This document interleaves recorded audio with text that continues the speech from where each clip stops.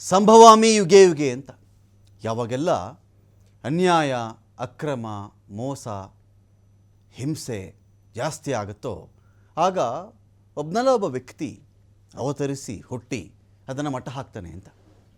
ಅದನ್ನು ಮಟ್ಟ ಹಾಕೋಕ್ಕೆ ಬರಲೇಬೇಕು, ಒಬ್ಬ ಬಂದೇ ಬರ್ತಾನೆ ಅಂಥೇಳಿ ಅದನ್ನು ಕೆಲವರು ದೇವರು ಅಂತಾರೆ, ಕೆಲವರು ತುಂಬ ಶಕ್ತಿವಂತ ಮನುಷ್ಯ ಅಂತ ಕರೀತಾರೆ, ಇನ್ನು ಕೆಲವರು ಯಾವುದೋ ಒಂದು ಅವತಾರಪ್ಪ ಅಂತ ಕರೀತಾರೆ, ಏನೇನೋ ಹೀಗೆ ಯುಗಪುರುಷ ಅಂತ ಕರೀತಾರೆ. ಹೀಗೆ ಏನೋ ಒಂದಷ್ಟು ಇರ್ತವೆ.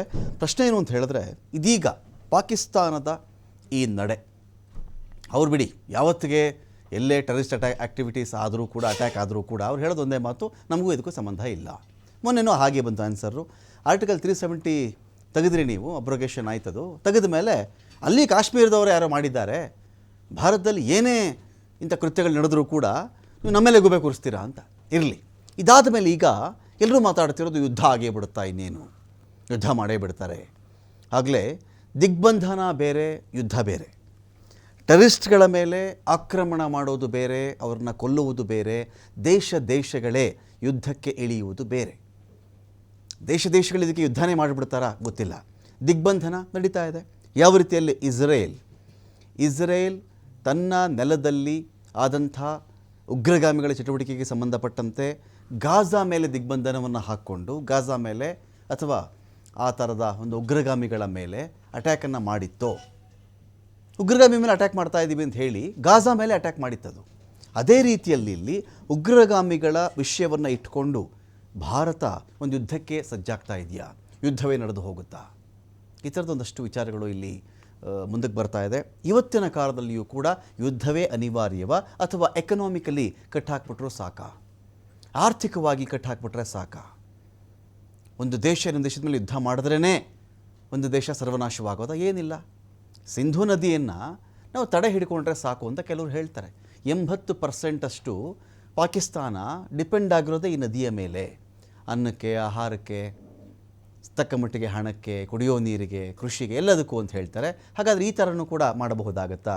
ಈಗ ವೀಸಾ ಕ್ಯಾನ್ಸಲ್ ಮಾಡ್ತಾ ಇದ್ದಾರೆ, ಒಂದು ಕಡೆ ಮಿಸೈಲ್ ಟೆಸ್ಟ್ ನಡೆದಿದೆ, 48 ಗಂಟೆಗಳ ಟೈಮ್ ಕೊಟ್ಟಿತ್ತು ಪಾಕಿಸ್ತಾನದವರೆಲ್ಲರೂ ಇಂಡಿಯಾ ಬಿಟ್ಬಿಟ್ಟು ಹೋಗಿ ಅಂತ ಹೇಳಿ.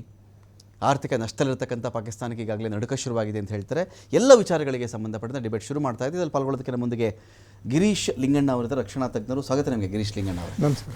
ಒಂದು ಕಡೆ ನಾಗರಾಜ್ ಅವರಿದ್ದಾರೆ, ಮಾಜಿ ಕರ್ನಲ್. ಸ್ವಾಗತ ನಿಮಗೆ ನಾಗರಾಜ್ ಅವರೇ. ನನ್ನ ಮೊದಲನೇ ಪ್ರಶ್ನೆ ನಾನು ನಾಗರಾಜ್ ಅವರು ಕೇಳಿಬಿಡ್ತೀನಿ. ನಾಗರಾಜ್ ಅವರೇ, ಈ ಥರದ ಇದೀಗ ನಮ್ಮನ್ನು ಪ್ರೇಮ್ಶೇಖರ್ ಅವರು ಕೂಡ ಜಾಯ್ನ್ ಆಗಿದ್ದಾರೆ, ಅಂತಾರಾಷ್ಟ್ರೀಯ ವಿಶ್ಲೇಷಕರು. ಸ್ವಾಗತ ನಿಮಗೆ ಪ್ರೇಮ್ಶೇಖರ್ ಸರ್ ಈ ಡಿಬೇಟ್ಗೆ. ಫೈನ್ ಸರ್, ಬರ್ತೀನಿ ನಾನು. ಈಗ ನಾನು ಮೊದಲಿಗೆ ನಾಗರಾಜ್ ಅವ್ರನ್ನ ಕೇಳ್ತಾ ಇದ್ದೆ. ನಾಗರಾಜ್ ಅವರೀಗ ನನ್ನ ಪಾಯಿಂಟ್ ಏನು ಅಂತ ಹೇಳಿದ್ರೆ, ಈ ಥರದ್ದು ಏನೇ ಟೆರರಿಸ್ಟ್ ಆ್ಯಕ್ಟಿವಿಟಿ ಆದ ತಕ್ಷಣ, ಅದು ಮುಂಬೈ ಅಟ್ಯಾಕ್ ಆಗುತ್ತೋ, ಪುಲ್ವಾಮಾ ಆಗುತ್ತೋ, ಅಥವಾ ಪಹಲ್ಗಾಮ್ ಆಗುತ್ತೋ, ಇಮ್ಮಿಡಿಯೇಟಾಗಿ ಒಂದು ದೇಶ ಸಹಜವಾಗಿ ಒಂದು ಪ್ರತೀಕಾರವನ್ನು ಕೇಳುತ್ತೆ. ಒಂದು ಜನ ಇಲ್ಲಿ ಆ ಪ್ರತೀಕಾರವನ್ನು ಬಯಸುವುದಕ್ಕೂ ಕೇಳುವುದಕ್ಕೂ ಒಂದು ದೇಶ ರಾಜತಾಂತ್ರಿಕವಾಗಿ ಅದನ್ನು ಯೋಚನೆ ಮಾಡೋದಕ್ಕೂ ಅಜಗಜಾಂತರ ವ್ಯತ್ಯಾಸಗಳಿರ್ತವೆ. ಸೊ ಇಲ್ಲಿ ಏನು ಯುದ್ಧನೇ ಆಗಿಬಿಡುತ್ತೆ. ಇನ್ನು ಬಾರ್ಡರ್ಗಳಲ್ಲಿ ಎಸ್ಕಲೇಟ್ ಆಗ್ತಾ ಇದೆ, ತುಂಬ ಸನ್ನಿವೇಶ, ಉದ್ವಿಗ್ನ ಪರಿಸ್ಥಿತಿ ನಿರ್ಮಾಣವಾಗ್ತಾ ಇದೆ. ಯಾವುದೋ ಮಿಸೈಲ್ ಟೆಸ್ಟ್ ಮಾಡಿಬಿಟ್ರಂತೆ, ಯಾರೋ ನೀರಿನ ಮೇಲೆ ಧುಮುಕಿದ್ದಾರಂತೆ. ಇದು ಹೇಗೆ ಒಂದು ಯುದ್ಧ ಅಂದರೆ? ಇದು ಈ ಒಂದು ವಾರು ಪರ್ಟಿಕ್ಯುಲರ್ಲಿ ಟೆರರಿಸಮ್ ವಿರುದ್ಧದ ವಾರ, ಟೆರರಿಸ್ಟ್ಗಳ ವಿರುದ್ಧದ ಒಂದು ವಾರ ಅಂತ ಕನ್ಸಿಡರ್ ಮಾಡಬೇಕಾಗತ್ತಾ, ಅಥವಾ ಬೇಟೆ ಅಂತ ಕನ್ಸಿಡರ್ ಮಾಡಬೇಕಾ, ಇಲ್ಲ ಯುದ್ಧವೇ ನಡೀತಾ ಇದೆ ಅಂತ ಭಾವಿಸ್ಬೇಕಾ ನಾವು ಅಂತ? ನನ್ನ ಅಭಿಪ್ರಾಯ ಏನಂದರೆ, ಯುದ್ಧ ನಡೆಯೋದು ಸಾಧ್ಯ ಇಲ್ಲ. ಯಾಕಂದರೆ ಈ ಪ್ರೆಸೆಂಟ್ ಸಿಚುವೇಶನಲ್ಲಿ ಯುದ್ಧ ನಡೆಯೋದು ಸಾಧ್ಯ ಇಲ್ಲ. ಮ್ಯಾಕ್ಸಿಮಮ್ ನಾವು ಇವಾಗ ಈ ಥರ ಘಟನೆ ನಡೆಯುವಾಗ ಸರ್ಟನ್ ಆ್ಯಕ್ಟಿವಿಟೀಸ್ ಆಗುತ್ತೆ, ಮೊಬಿಲೈಸೇಷನ್ ಆಗುತ್ತೆ, ಡೆಟ್ರೆನ್ಸ್ ಆ್ಯಕ್ಟಿವಿಟೀಸ್ ಆಗುತ್ತೆ to show our strength in the border. So present ಸಿಚುವೇಶನಲ್ಲಿ ಯುದ್ಧ ಸಾಧ್ಯ ಇಲ್ಲ. But limited operations, pinpointed operations ಅದು ಆಗುತ್ತೆ. That will take place. ಇವಾಗ you would have heard naval blockade, naval ಅಂದರೆ naval power already we have shown our naval power, naval carrier is already move to the Pakistan waters. ಆ ಥರ ಏನಾದರೂ ಡೆಟ್ರೆನ್ಸ್ ನಡೆಯುತ್ತೆ, ಆದರೆ full scale war ಸಾಧ್ಯ ಇಲ್ಲ. Fine. Girish Linganna ಅವರೇ, ಈಗ ಇಂಥ ವಿಚಾರಗಳಲ್ಲಿ ಯಾವಾಗಲೂ ಕೂಡ ಹಾಗೇನೆ ಸಹಜವಾಗಿಯೇ ಬಯಸುತ್ತೆ. ಭಾರತದ ಯಾವುದೇ ಭಾರತದ ಮನಸ್ಸುಗಳು ಅದನ್ನು ಬಯಸುತ್ತೆ. ಈಗ ಮಾಡಿದ್ದಾರೆ 28 ಜನ ಅಮಾಯಕರನ್ನು, ಈಗ ಎಲ್ಲೋ ಒಂದಷ್ಟು ವಿಹಾರಕ್ಕೆ ಹೋಗಿದ್ದವ್ರನ್ನ, ಪ್ರವಾಸಕ್ಕೆ ಹೋಗಿದ್ದವ್ರನ್ನ ಕೊಂದುಬಿಟ್ರಲ್ಲ ಅಂಥೇಳಿ. ಅಷ್ಟು ಈಸಿನ ಒಂದು ವಾರ್ ಅನ್ನೋದು ಅಂತ? ವಾರ್ ಅನ್ನೋದು ನಮ್ಮ ಕರ್ನಲ್ ಹೇಳ್ದಂಗೆ ವಾರ್ ಅನ್ನೋದು ಅಷ್ಟು ಈಸಿ ಅಲ್ಲ. ಓಕೆ. ನೋಡಿ, ಈ ಗಾಜಾ ಮೇಲೆ ಆ ಸಣ್ಣ ದೇಶದ ಗಾಜಾ 70 ಕಿಲೋಮೀಟರ್ ಉದ್ದನೂ ಇಲ್ಲ, ಅದು ಅದ್ರ ಮೇಲೆ ಇಸ್ರೇಲ್ ಅಂತ ಬಲವಾದ ಶಕ್ತಿ ಇನ್ನೂ ಓಡಾಡ್ತಾ ಇದೆ. ಓಕೆ, ಯುಕ್ರೇನ್ ಅಫ್ಕೋರ್ಸ್ ಅದನ್ನು ರಷ್ಯಾ ಕಂಪೇರ್ ಮಾಡಿದ್ರೆ ಅಂಥ ಶಕ್ತಿಯುತವಾದ ದೇಶ ಅಲ್ಲ, ಆದರೂ 3 ವರ್ಷಗಳ ಕಾಲ ನಡೀತಾ ಇದೆ. ಸೊ ಇಲ್ಲಿ ಈ ವಾರ್ ನಡೆಯೋಕ್ಕೆ ದೇಶಗಳ ಸಪೋರ್ಟ್ ಅಲ್ಲದೆ ಈ ಮಿಲಿಟ್ರಿ ಇಂಡಸ್ಟ್ರಿಯಲ್ ಕಾಂಪ್ಲೆಕ್ಸ್ ಅಂತ ಇರ್ತವೆ ಓಕೆ, ಈ ಅಂತಾರಾಷ್ಟ್ರೀಯ ಮಟ್ಟಗಳಲ್ಲಿ. ಇವ್ರದ್ದು pumping of weapons to keep the market moving, ಅವ್ರ ರೋಲ್ ಇಲ್ಲಿ ಭಾಳ ಬೇಗ ದೊಡ್ಡದಾಗಿ ಆ್ಯಕ್ಟ್ ಆಗುತ್ತೆ. ಅವ್ರು ಈ ಬಂದೂಕುಗಳು ಕೊಡೋದು, ಯಾಕಂದ್ರೆ ಅವ್ರಿಗೆ ಮಾರಾಟಗಳು ಆಗಬೇಕು, ಅದೇ ಥರ ಇದು ಆಗಬೇಕು. ಸೊ ಆ ಒಂದು ಏಜೆನ್ಸಿಗಳು ಕೆಲಸ ಮಾಡೋಕ್ಕೆ ಶುರುವಾಗುತ್ತೆ, ಈ ವಾರ್ನ ಎಳ್ಕೊಂಡು ಹೋಗೋಕ್ಕೆ. ನಾನು ಹೇಳ್ತಾ ಇರೋದು ದೇಶಗಳ ಮಧ್ಯೆ ಇದ್ದಾಗ. ಜೊತೆಲಿ ಈ ಪಾಕಿಸ್ತಾನ್ ತಗೊಂಡ್ರೆ ಚೈನಾ ಇನ್ವೆಸ್ಟ್ಮೆಂಟ್ ಸ್ವಲ್ಪ ಜಾಸ್ತಿ ಮಾಡ್ಕೊಂಡ್ಬಿಟ್ಟಿದೆ ಅಲ್ಲಿ. ಬೆಲ್ಟ್ ಆ್ಯಂಡ್ ರೋಡ್ ಇನಿಷಿಯೇಟಿವ್ಸು ಅದು ಇದು ಶುರು ಮಾಡ್ಕೊಂಡಿದೆ. ಗ್ವಾದಾರ್ ಪೋರ್ಟು ಅಲ್ಲೆಲ್ಲ ಸಿಕ್ಕಾಪಟ್ಟೆ ಇನ್ವೆಸ್ಟ್ಮೆಂಟ್ ಮಾಡಿದೆ. ಇದನ್ನೆಲ್ಲ ಅವ್ರು ಕಳ್ಕೊಳ್ಳೋಕೆ ರೆಡಿ ಇರ್ತಾರ? ಅಫ್ಕೋರ್ಸ್ ಅವ್ರು ಪಾಕಿಸ್ತಾನ ಜೊತೆ ಖುಷಿಯಾಗಿದ್ದಾರೆ ಅಂತ ನಾನು ಹೇಳ್ತಾ ಇಲ್ಲ, ಯಾಕಂದ್ರೆ ಅವ್ರ ಇಂಜಿನಿಯರ್ಸ್ಗಳು ಸಾಯ್ತಾ ಇದ್ದಾರೆ ಟೆರರಿಸ್ಟ್ ಆ್ಯಕ್ಟಿವಿಟೀಸಿಂದ. ಆ ಕಡೆ ಆಫ್ಘಾನಿಸ್ತಾನ್ ತಗೊಂಡ್ರೆ ಅವ್ರ ಜೊತೆನೂ ತಾಲಿಬಾನ್ ಅವರು ಇದನ್ನ ಕಣ್ಸಿದ್ದಾರೆ. ತಾಲಿಬಾನ್ ಜೊತೆನೂ ಇವ್ರದ್ದು ಸಂಬಂಧ ಅಷ್ಟು ಚೆನ್ನಾಗಿಲ್ಲ. ಗಲ್ಫ್ ಅವರು ಯಾವಾಗಲೂ ಇವ್ರನ್ನ ದೂರ ಇಟ್ಟಿದ್ದಾರೆ. ಅವ್ರು ಇನ್ನೂ ಮಾಡರ್ನೈಸೇಷನ್ ಕಡೆ ಹೋಗ್ತಾ ಇದ್ದಾರೆ. ಇಸ್ಲಾಮಿಸ್ಟ್ ರ್ಯಾಡಿಕಲೈಸೇಷನ್ ಇಂದ ಮಾಡರ್ನೈಸೇಷನ್ ಕಡೆ ಮೂವ್ ಆಗ್ತಿದ್ದಾರೆ. ಅವರು ಇವ್ರಿಗೆ ದುಡ್ಡು ಕೊಟ್ಟು ಯುದ್ಧ ಮಾಡುವಂತ ಹೇಳೋ ಪರಿಸ್ಥಿತಿಲಿ ಗಲ್ಫ್ ಅವರು ಇಲ್ಲ ಪಾಕಿಸ್ತಾನ ಜೊತೆ. ಬಟ್ ನಾನು ಹೇಳ್ದಂಗೆ ಎಲ್ಲೋ ಒಂದು ಕಡೆ ಈ ಥರ military industrial complex, China role ಇವೆಲ್ಲ ಪ್ಲೇ ಮಾಡುತ್ತೆ. ಈ ಎಮೋಷನ್ಸ್ನ ಈಗ ತಕ್ಷಣ ಕಮ್ಮಿ ಮಾಡೋಕ್ಕೆ ಜನತೆಗೆ ಒಂದು ನಮ್ಮ ಜನತೆಗೆ ನಾವು ಶಕ್ತಿಯುತವಾಗಿದ್ದೀವಿ ಅಂತ ಕೊಡೋಕ್ಕೆ ಒಂದು ಎಲ್ಲೋ ಸರ್ಜಿಕಲ್ ಸ್ಟ್ರೈಕ್ ಆಗ್ಬೋದು, ಇಲ್ಲ ಅಂದರೆ ಒಂದು ಏರ್ಫೋರ್ಸ್ ಸ್ಟ್ರೈಕ್ ಆಗ್ಬೋದು. ಅತಿ ಹೆಚ್ಚು ಅಂದರೆ PFKನ ನಾವು ವಾಪಸ್ ತಗೊಳ್ಳೋ ಪ್ರಯತ್ನ ಆದರೂ ನಡಿಬೋದು. ಫೈನ್. ಪ್ರೇಮಶೇಖರ್ ಸರ್ ಕೇಳಿಬಿಡ್ತೀನಿ. ಪ್ರೇಮಶೇಖರ್ ಸರ್, ಈಗ ಇಸ್ರೇಲ್ ಬಗ್ಗೆ ಒಂದು ಸುಪ್ರಸಿದ್ಧ ಮಾತಿದೆ ಸರ್.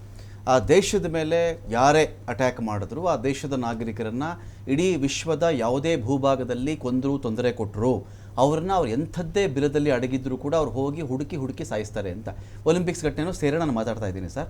ಹೀಗಿದ್ದಾಗ ಇಸ್ರೇಲ್ನಂತೆಯೇ ಭಾರತ ಒಂದು ಪ್ರತೀಕಾರ ತಗೊಳ್ಬೇಕು ಅಂಥೇಳಿ ಭಾರತದಲ್ಲಿ ಬಯಸ್ತಾ ಇದ್ದಾರೆ. ಈಗ ನಮ್ಮ ಕರ್ನಾಟಕ ನೆಲನೆ ಅಂತ ಬಂದಾಗ ಒಂದು ಸಣ್ಣ ಮಗುನ ರೇಪ್ ಮಾಡೋಕ್ಕೆ ಟ್ರೈ ಮಾಡ್ದ, ಆ ಮಗುನ ಕೊಂದುಬಿಟ್ಟ ಅಂದ ತಕ್ಷಣ ಜನ ಎಲ್ಲ ಕೇಳೋದು ಒಂದೇ, ಅವನನ್ನು ಗಲ್ಲಿಗೆ ಹೇರಿಸಿ, ಅವನನ್ನು ಪಬ್ಲಿಕಲ್ಲಿ ಕಲ್ಲಲ್ಲಿ ಹೊಡೆದು ಸಾಯಿಸ್ಬಿಡಿ, ಅವನನ್ನು ಗುಂಡು ಹಾರಿಸಿ ಅವನಿಗೆ ಅಂತ. ಅದೇ ತಕ್ಕಂಗೆ ಅವನೇನೋ ಅಲ್ಲಿ ಸ್ಥಳ ಮಹಾಜರಿಗೆ ಬಂದಿದ್ದ, ಆಗ ಅಲ್ಲಿ ಅಟ್ಯಾಕ್ ಮಾಡೋಕ್ಕೆ ಟ್ರೈ ಮಾಡ್ದ ಅಂಥೇಳಿ ಅವನ ಎನ್ಕೌಂಟರ್ ಕೂಡ ಆಗಿಬಿಡುತ್ತೆ. ಜನ ಖುಷಿ ಆಗ್ತಾರೆ. ಸೊ ಒಂದು ದೇಶವನ್ನು ಹ್ಯಾಂಡಲ್ ಮಾಡೋದು ಹೇಗೆ ನಾವು? ಇದು ರಾಜತಾಂತ್ರಿಕ ವಿಚಾರಗಳಲ್ಲಿ ಈ ಒಂದು ವಿಷಯ ಜನಗಳ ಮನಸ್ಸಿನ ಪ್ರಕಾರ ಆಳುವವರು ಕೂಡ ಥಿಂಕ್ ಮಾಡೋಕ್ಕೆ ಸಾಧ್ಯ ಇರುತ್ತಾ ಅಂತ. ನಮಸ್ತೆ. ನೋಡಿ, ಹೌದು, ಮಂಗಳವಾರ ಮಧ್ಯಾಹ್ನ ಪೆಹಲ್ಗಾಮ್ನ ಬೈಸರನ್ ಮೆಡೋನಲ್ಲಿ ನಡೆದದ್ದು ನಮಗೆಲ್ಲ ಆಘಾತ ಉಂಟು ಮಾಡಿತು ಭಾರತೀಯರಿಗೆ. ಅನಂತರ ಶೋಕ, ಆಮೇಲೆ ಕ್ರೋಧ, ಅನಂತರ ಈಗ ಪ್ರತೀಕಾರ ಭಾವನೆ ಭಾರತೀಯರಲ್ಲಿ ಇದೆ. ನೀವು ಸರಿಯಾಗಿ ಹೇಳಿದ್ರಿ, ಜನ ಈ ಪ್ರತೀಕಾರವನ್ನು ಬಯಸಿದ್ರೆ ಸರ್ಕಾರ ಸಹ ಆ ರೀತಿ ಯೋಚನೆ ಮಾಡೋದಕ್ಕಾಗತ್ತಾ ಅಂತ ಆಗೋದಿಲ್ಲ. ಅಂತಿಮವಾಗಿ ಯುದ್ಧ ಮಾಡಬೇಕಾದದ್ದು ಈ ದೇಶದ ರಕ್ಷಣಾ ಪಡೆಗಳು, ಜನರಲ್ಲ. ಓಕೆ, ಜನರು ಸಹಕಾರ ಕೊಡಬಹುದು ತಮ್ಮ ತೋಚಿದ ವಿಧಾನದಲ್ಲಿ. ಮತ್ತೆ ಯಾವುದೇ ಒಂದು ಆಗುವಂತ ಏನೇ ಆದ್ರೂ ಅದಕ್ಕೆ ಬಾಧ್ಯತೆ ಆಗ್ಬೇಕಾದದ್ದು, ಭಾರ ಹೊರಬೇಕಾದದ್ದು ಸರ್ಕಾರ. ಹೀಗಾಗಿ ಸರ್ಕಾರ ಮತ್ತು ರಕ್ಷಣಾ ಪಡೆಗಳು ಆಲೋಚನೆ ಮಾಡಿ ಮುಂದುವರಿಬೇಕಾಗ್ತದೆ. ನೀವು ಇಸ್ರೇಲ್ನ ಉದಾಹರಣೆಯಿಂದನೇ ನನ್ನ ಜೊತೆ ಆರಂಭಿಸಿದ್ರಿ. ನೋಡಿ, ಇಸ್ರೇಲ್ ಕೇವಲ 20,000 ಸ್ಕ್ವೇರ್ ಕಿಲೋಮೀಟರ್ ಅದರ ಎಂಥದ್ದು ವಿಸ್ತಾರ. ಕರ್ನಾಟಕದ 2-3 ಜಿಲ್ಲೆಗಳು ಒಟ್ಟಿಗೆ ಸೇರಿದ್ರೆ ಅಷ್ಟಾಗ್ತದೆ ಅಷ್ಟೇ, ಆಯ್ತಾ? ಮತ್ತೆ ಗಾಜಾದೆಷ್ಟು? ಕೇವಲ 361 ಸ್ಕ್ವೇರ್ ಕಿಲೋಮೀಟರ್ಸ್. ನಮ್ಮ ಡೆಲ್ಲಿಯ 5ನೇ ಒಂದು ಭಾಗ.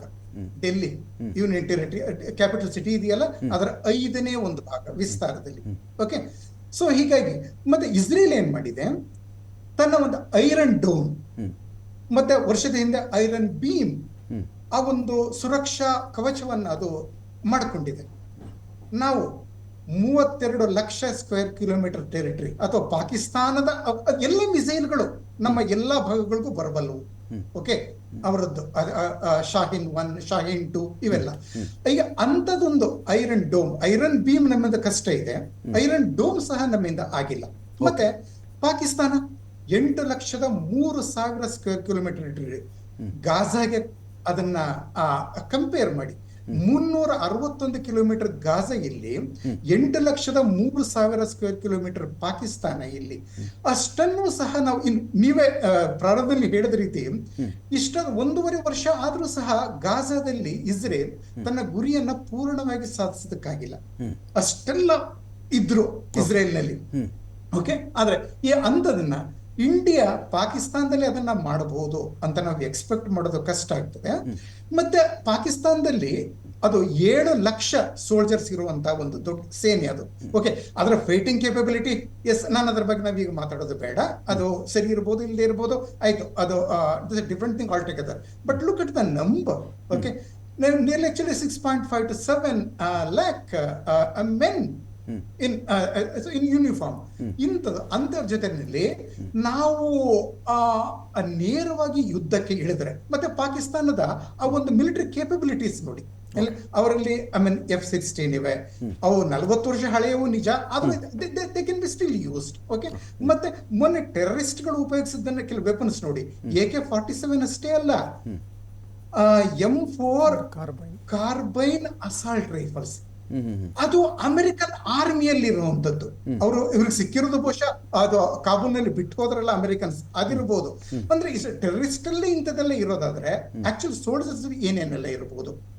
ಇದೆಲ್ಲ ಇರುವಾಗ ನಾವು ಯುದ್ಧದ ಆಪ್ಷನ್ ಇದೆಯಲ್ಲ, ಇದು ಈ ಸಮಯದಲ್ಲಿ ಮೊದಲು ಮಾತಾಡಿದ ಇಬ್ಬರು ಮಹನೀಯರು ಅದನ್ನೇ ಹೇಳಿದ್ರು, ಯುದ್ಧದ ಒಂದು ಆಯ್ಕೆ ಇದೆಯಲ್ಲ, ಅದು ಈ ಸಮಯದಲ್ಲಿ ಅದು ಉಚಿತ ಅನ್ಸೋದಿಲ್ಲ.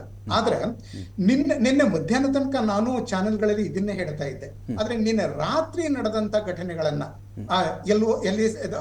LOC ನಡೆದ ಘಟನೆ ನೋಡಿದಾಗ ಬಹುಶಃ ನಾವು ಯುದ್ಧ ಮಾಡದೇ ಇದ್ರು ಸಹ ಪಾಕಿಸ್ತಾನವೇ ಕೊನೆಗೆ ಹುಚ್ಚೆದ್ದು ತಾನೇ ಏನಾದ್ರೂ ಹರ್ಕತ್ ಮಾಡಬಹುದು ಅಂತ ಆ ಸೂಚನೆ ನಮಗೆ ಫೆಬ್ರವರಿ 5ನೇ ತಾರೀಕಿಗೆ ಸಿಕ್ಕಿತ್ತು. ಆಜಾದ್ ಕಾಶ್ಮೀರದ ಪಪೆಟ್ ಪ್ರೈಮ್ ಮಿನಿಸ್ಟರ್ ಇದಾರಲ್ಲ, ಅನ್ವರುಲ್ ಹಕ್, ಆ ಮನುಷ್ಯ ಒಂದ್ ಮಾತು ಹೇಳಿದ್ರು, ನಾವು ವಿ ವಿಲ್ ಫೈಟ್. ಹಾಗೆಲ್ಲ ಡೆಲ್ಲಿ ಎಂತದ್ದು, ಕಾಶ್ಮೀರದಿಂದ ಡೆಲ್ಲಿವರೆಗೆ ನಾವು ರಕ್ತ ಹರಿಸ್ತೀವಿ, ನೀವು you have to pay a big price ಅಂತ ಹೇಳಿದ್ರು. ಅಂದ್ರೆ ಪಾಕಿಸ್ತಾನವೇ ಯುದ್ಧಕ್ಕೆ ತಯಾರಾಗಿರ್ಬೋದು ಅನ್ನೋ ಒಂದು ಸೂಚನೆ ನಮಗೆ ಸಿಗ್ತಾ ಇದೆ. ಹಾಗಿರುವಾಗ ನಮ್ಮ ಪ್ರತಿಕ್ರಿಯೆ ಏನಿರ್ಬೇಕು? ಆ ಪ್ರತಿಕ್ರಿಯೆ ಈಗಾಗಲೇ ಆಕ್ಚುಲಿ ರಿಯಾಕ್ಷನ್ ಎಂದು ಸಾಫ್ಟ್, ಮೀಡಿಯಂ ಅಂಡ್ ಹಾರ್ಡ್. ಆಯ್ತಾ, ಸಾಫ್ಟ್ ಅಂಡ್ ಮೀಡಿಯಂ ಈಗಾಗಲೇ ಶುರು ಮಾಡಿದ್ದೀವಿ. ಆಯ್ತಾ, ನೀವು ಪಾಯಿಂಟೆಡ್ ಕ್ವಶನ್ಸ್ ಅದನ್ನ ಕೇಳಿದ್ರೆ ನಾನು ವಿವರ ಹೇಳ್ತೀನಿ. ಅಲ್ಲಿವರೆಗೆ ನಾನು actually I restrain myself. Hard choice ಯುದ್ಧ, ಅದು ಸದ್ಯಕ್ಕೆ ಬೇಡ ಅಂತ. But if war is imposed on us, yes, let's go for that. Okay sir, okay. ಈಗ ಗಿರೀಶ್ ವೆಲಿಂಗಣ್ಣ ಅವ್ರಿಗೆ ಮತ್ತೆ ಪ್ರಶ್ನೆ ಇತ್ತು ನಂದು. ಇಂಥ ಟೈಮಲ್ಲಿ ಸರ್, ಈಗ ನಾವೆಲ್ಲ ಯೋಚನೆ ಮಾಡೋದೇನು ಅಂತ ಹೇಳಿದ್ರೆ, ಪ್ರತಿ ಮನುಷ್ಯನ ತಿಳ್ಕೊಳಕ್ಕೆ ಬಯಸ್ತಾನೆ, ನಮ್ಮ ಆರ್ಮಿ ಇವಾಗ ಹೇಗಿದೆ, ಪಾಕಿಸ್ತಾನದ ಆರ್ಮಿ ಬಳಿ ಇವಾಗ ಏನಿರಬಹುದು ಅಂತೇಳಿ. ಈಗ ಪಾಕಿಸ್ತಾನ ಅಂತ ನಾವು ಚೆಕ್ ಮಾಡಿಕೊಂಡಾಗ ಆಲ್ಮೋಸ್ಟ್ ಅದನ್ನು ಒಂದು ದ್ವೀಪ ಥರ ನಾವು ಕನ್ಸಿಡರ್ ಮಾಡಬಹುದು. ಹಿಂದಿನ ಕಥೆ ಏನೇ ಇದ್ದರೂ ಕೂಡ ಡೊನಾಲ್ಡ್ ಟ್ರಂಪ್ ಅವರು ಬಂದ ಮೇಲೆ ಟ್ರಂಪ್ ಅವರು ಹೇರಿರ್ತಕ್ಕಂಥ ಈ ಸುಂಕ ಸಮರ ಇದೆಯಲ್ಲ, ಈಗ ಚೈನಾಗೂ ಕೂಡ ದಕ್ಷಿಣ ಏಷ್ಯಾದಲ್ಲಿ ಭಾರತ ಪ್ರಮುಖವಾಗಿ ಬೇಕೇ ಬೇಕು. ತಾನು ಮಾಡಿದಂಥ ಉತ್ಪನ್ನಗಳಿಗೆ ಅದಕ್ಕೊಂದು ಮಾರ್ಕೆಟ್ ಬೇಕು, ಅದಕ್ಕೆ ಭಾರತಕ್ಕೆ ನಿಂತ್ಕೊಳ್ಳೇಬೇಕಾಗತ್ತೆ. ಪಾಕಿಸ್ತಾನ ನೀನು ಯುದ್ಧ ಮಾಡು, ಇಂಡಿಯಾ ಮೇಲೆ ಯುದ್ಧ ಮಾಡಿಬಿಡು, ನಾನು ನಿನ್ನ ಜೊತೆ ನಿಂತ್ಕೋತೀನಿ ಅಂತ ಹೇಳಿದ್ರೆ, ಇಲ್ಲೇನು ಯುದ್ಧಕ್ಕೆ ಚೈನಾ ನಿಂತ್ಕೊಂಡ್ರೆ ಇಂಡಿಯಾದವರು ಪ್ರಾಡಕ್ಟ್ ವಿಚಾರದಲ್ಲಿ ಆ ವಾರ್ ಶುರು ಮಾಡಿಬಿಡ್ತಾರೆ, ಉತ್ಪನ್ನಗಳ ವಿಚಾರದಲ್ಲೇ ಶುರು ಮಾಡಬಹುದಾಗುತ್ತೆ. ಸೊ ಈಗ ಪಾಕಿಸ್ತಾನಕ್ಕೆ ಅಂತ ಬಂದಾಗ ಅದು ಸ್ಟ್ರೆಂತ್ ಏನಿರುತ್ತೆ? ಈಗ ಪಾಕಿಸ್ತಾನ ಈಗ ಗ್ಲೋಬಲ್ ಇಂಡೆಕ್ಸ್ ಪವರ್ ತಗೊಂಡ್ರೆ ಭಾರತ 4ನೇ ಸ್ಥಾನದಲ್ಲಿದೆ. ಈಗ ನಾವೆಲ್ಲ ಗಣರಾಜ್ಯೋತ್ಸವ 4ನೇ ಸ್ಥಾನದಲ್ಲಿ, ಗಣರಾಜ್ಯೋತ್ಸವದೆಲ್ಲ ಪರೇಡ್ ಮಾಡ್ತೀವಿ ನಾವು, ನಮ್ಮ ತಾಕತ್ತೇನು ತೋರಿಸ್ತಾ ಇರ್ತೀವಿ. ಆ ತಾಕತ್ತು ರಿಯಲ್ ಟೆಸ್ಟ್ ಆಗಬೇಕು ಅಂದರೆ, ಒಂದು ವೇಳೆ ಅದು ಮಾಡೋದೇ ಆದರೆ ಕಂಪ್ಯಾರಿಸನ್ ಹೇಗೆ ಇದು? ಈಗ ಗ್ಲೋಬಲ್ ಪವರ್ ಇಂಡೆಕ್ಸ್ ಅಂತ ಒಂದು ಮಾಡ್ತಾರೆ ಎವ್ರಿ ಇಯರ್. ಆ ಗ್ಲೋಬಲ್ ಪವರ್ ಇಂಡೆಕ್ಸಲ್ಲಿ ನಾವು 4ನೇ ಸ್ಥಾನದಲ್ಲಿದ್ದೀವಿ ಡಿಫೆನ್ಸ್ ಪವರಲ್ಲಿ. ಪಾಕಿಸ್ತಾನ ಈಗ 12ನೇ ಸ್ಥಾನದಲ್ಲಿದೆ. ನಮ್ಮ ಖರ್ಚು ಬಂದು ಹತ್ತತ್ರ $80 ಬಿಲಿಯನ್ ಎವ್ರಿ ಇಯರ್ ಡಿಫೆನ್ಸ್ಗೆ ಅಂತ ಖರ್ಚು ಮಾಡ್ತಾ ಇದ್ದೀವಿ. $80 ಬಿಲಿಯನ್ ಅಂದರೆ 1 ಬಿಲಿಯನ್ ಹತ್ತತ್ರ 8,500 ಕೋಟಿ. ಸೊ 6,75,000 ಕೋಟಿ ನನಗೆ ನೆನಪಿದ್ದಂಗೆ ಈ ವರ್ಷಕ್ಕೆ ಡಿಫೆನ್ಸ್ ಬಡ್ಜೆಟ್ ತಗೊಂಡಿದ್ದೀವಿ. ಪಾಕಿಸ್ತಾನ ಎಷ್ಟು ಮಾಡ್ತಾ ಇದೆ ಡಿಫೆನ್ಸ್ ಬಡ್ಜೆಟ್ಗೆ? 7 ಬಿಲಿಯನ್. ಓಕೆ, ನಾವು 80ರಲ್ಲಿದ್ದೀವಿ, ಅವರು 7 ಬಿಲಿಯನಲ್ಲಿದ್ದಾರೆ. ಸೊ ಅದರಿಂದಲೇ ಗೊತ್ತಾಗಬೇಕು ನಿಮಗೆ ನಾವೆಷ್ಟು ಶೇಖರಣೆ ಆಗಿರ್ಬೋದು, ಅವ್ರ ಹತ್ರ ಎಷ್ಟು ಶೇಖರಣೆ ಆಗಿರ್ಬೋದು.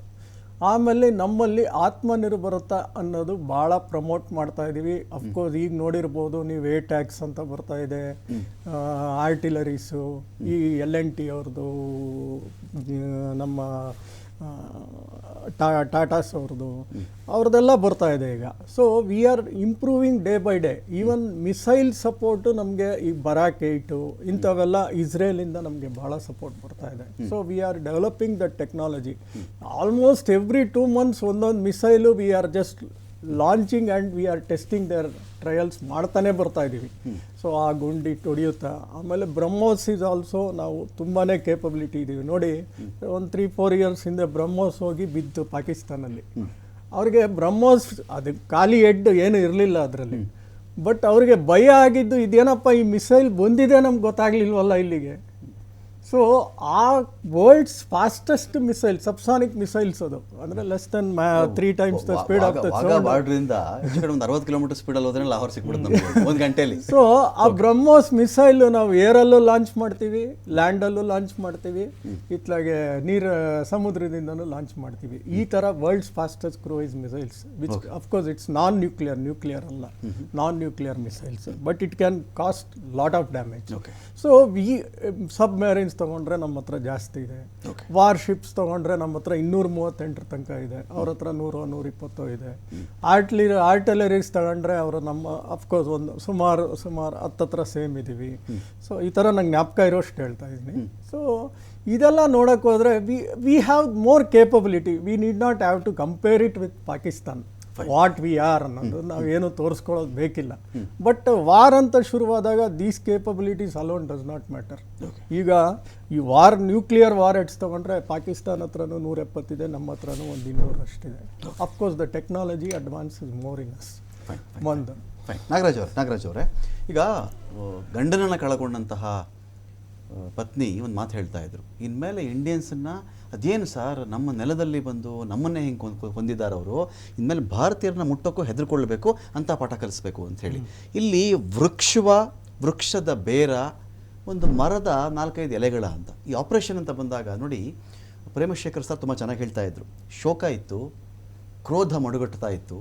ಇದಾದ ಮೇಲೆ ಈಗ ಪ್ರತೀಕಾರದ ಹಂತದಲ್ಲಿ ದೇಶ ಇದೆ. ಇವತ್ತಿಗೆ ಪ್ರತೀಕಾರ ಬೇಕು ಅಂತೇಳಿ ಇಂಥ ಆಪ್ರೇಷನ್ ಅಂತ ಬಂದಾಗ ಇದು ದೊಡ್ಡ ಒಂದು ವಿಚಾರ. ಯಾವುದು ಇಂಡಿಯಾ ಮತ್ತು ಪಾಕಿಸ್ತಾನ ವಾರ್ ಮಾಡೋದು, ನೀರಲ್ಲಿ, ನೆಲದಲ್ಲಿ, ಗಗನದಲ್ಲಿ ವಾರ್ ಮಾಡೋದು ಇನ್ನೊಂದು ದೊಡ್ಡ ಟಾಪಿಕ್ ಅದಾಗ್ಬಿಡುತ್ತೆ.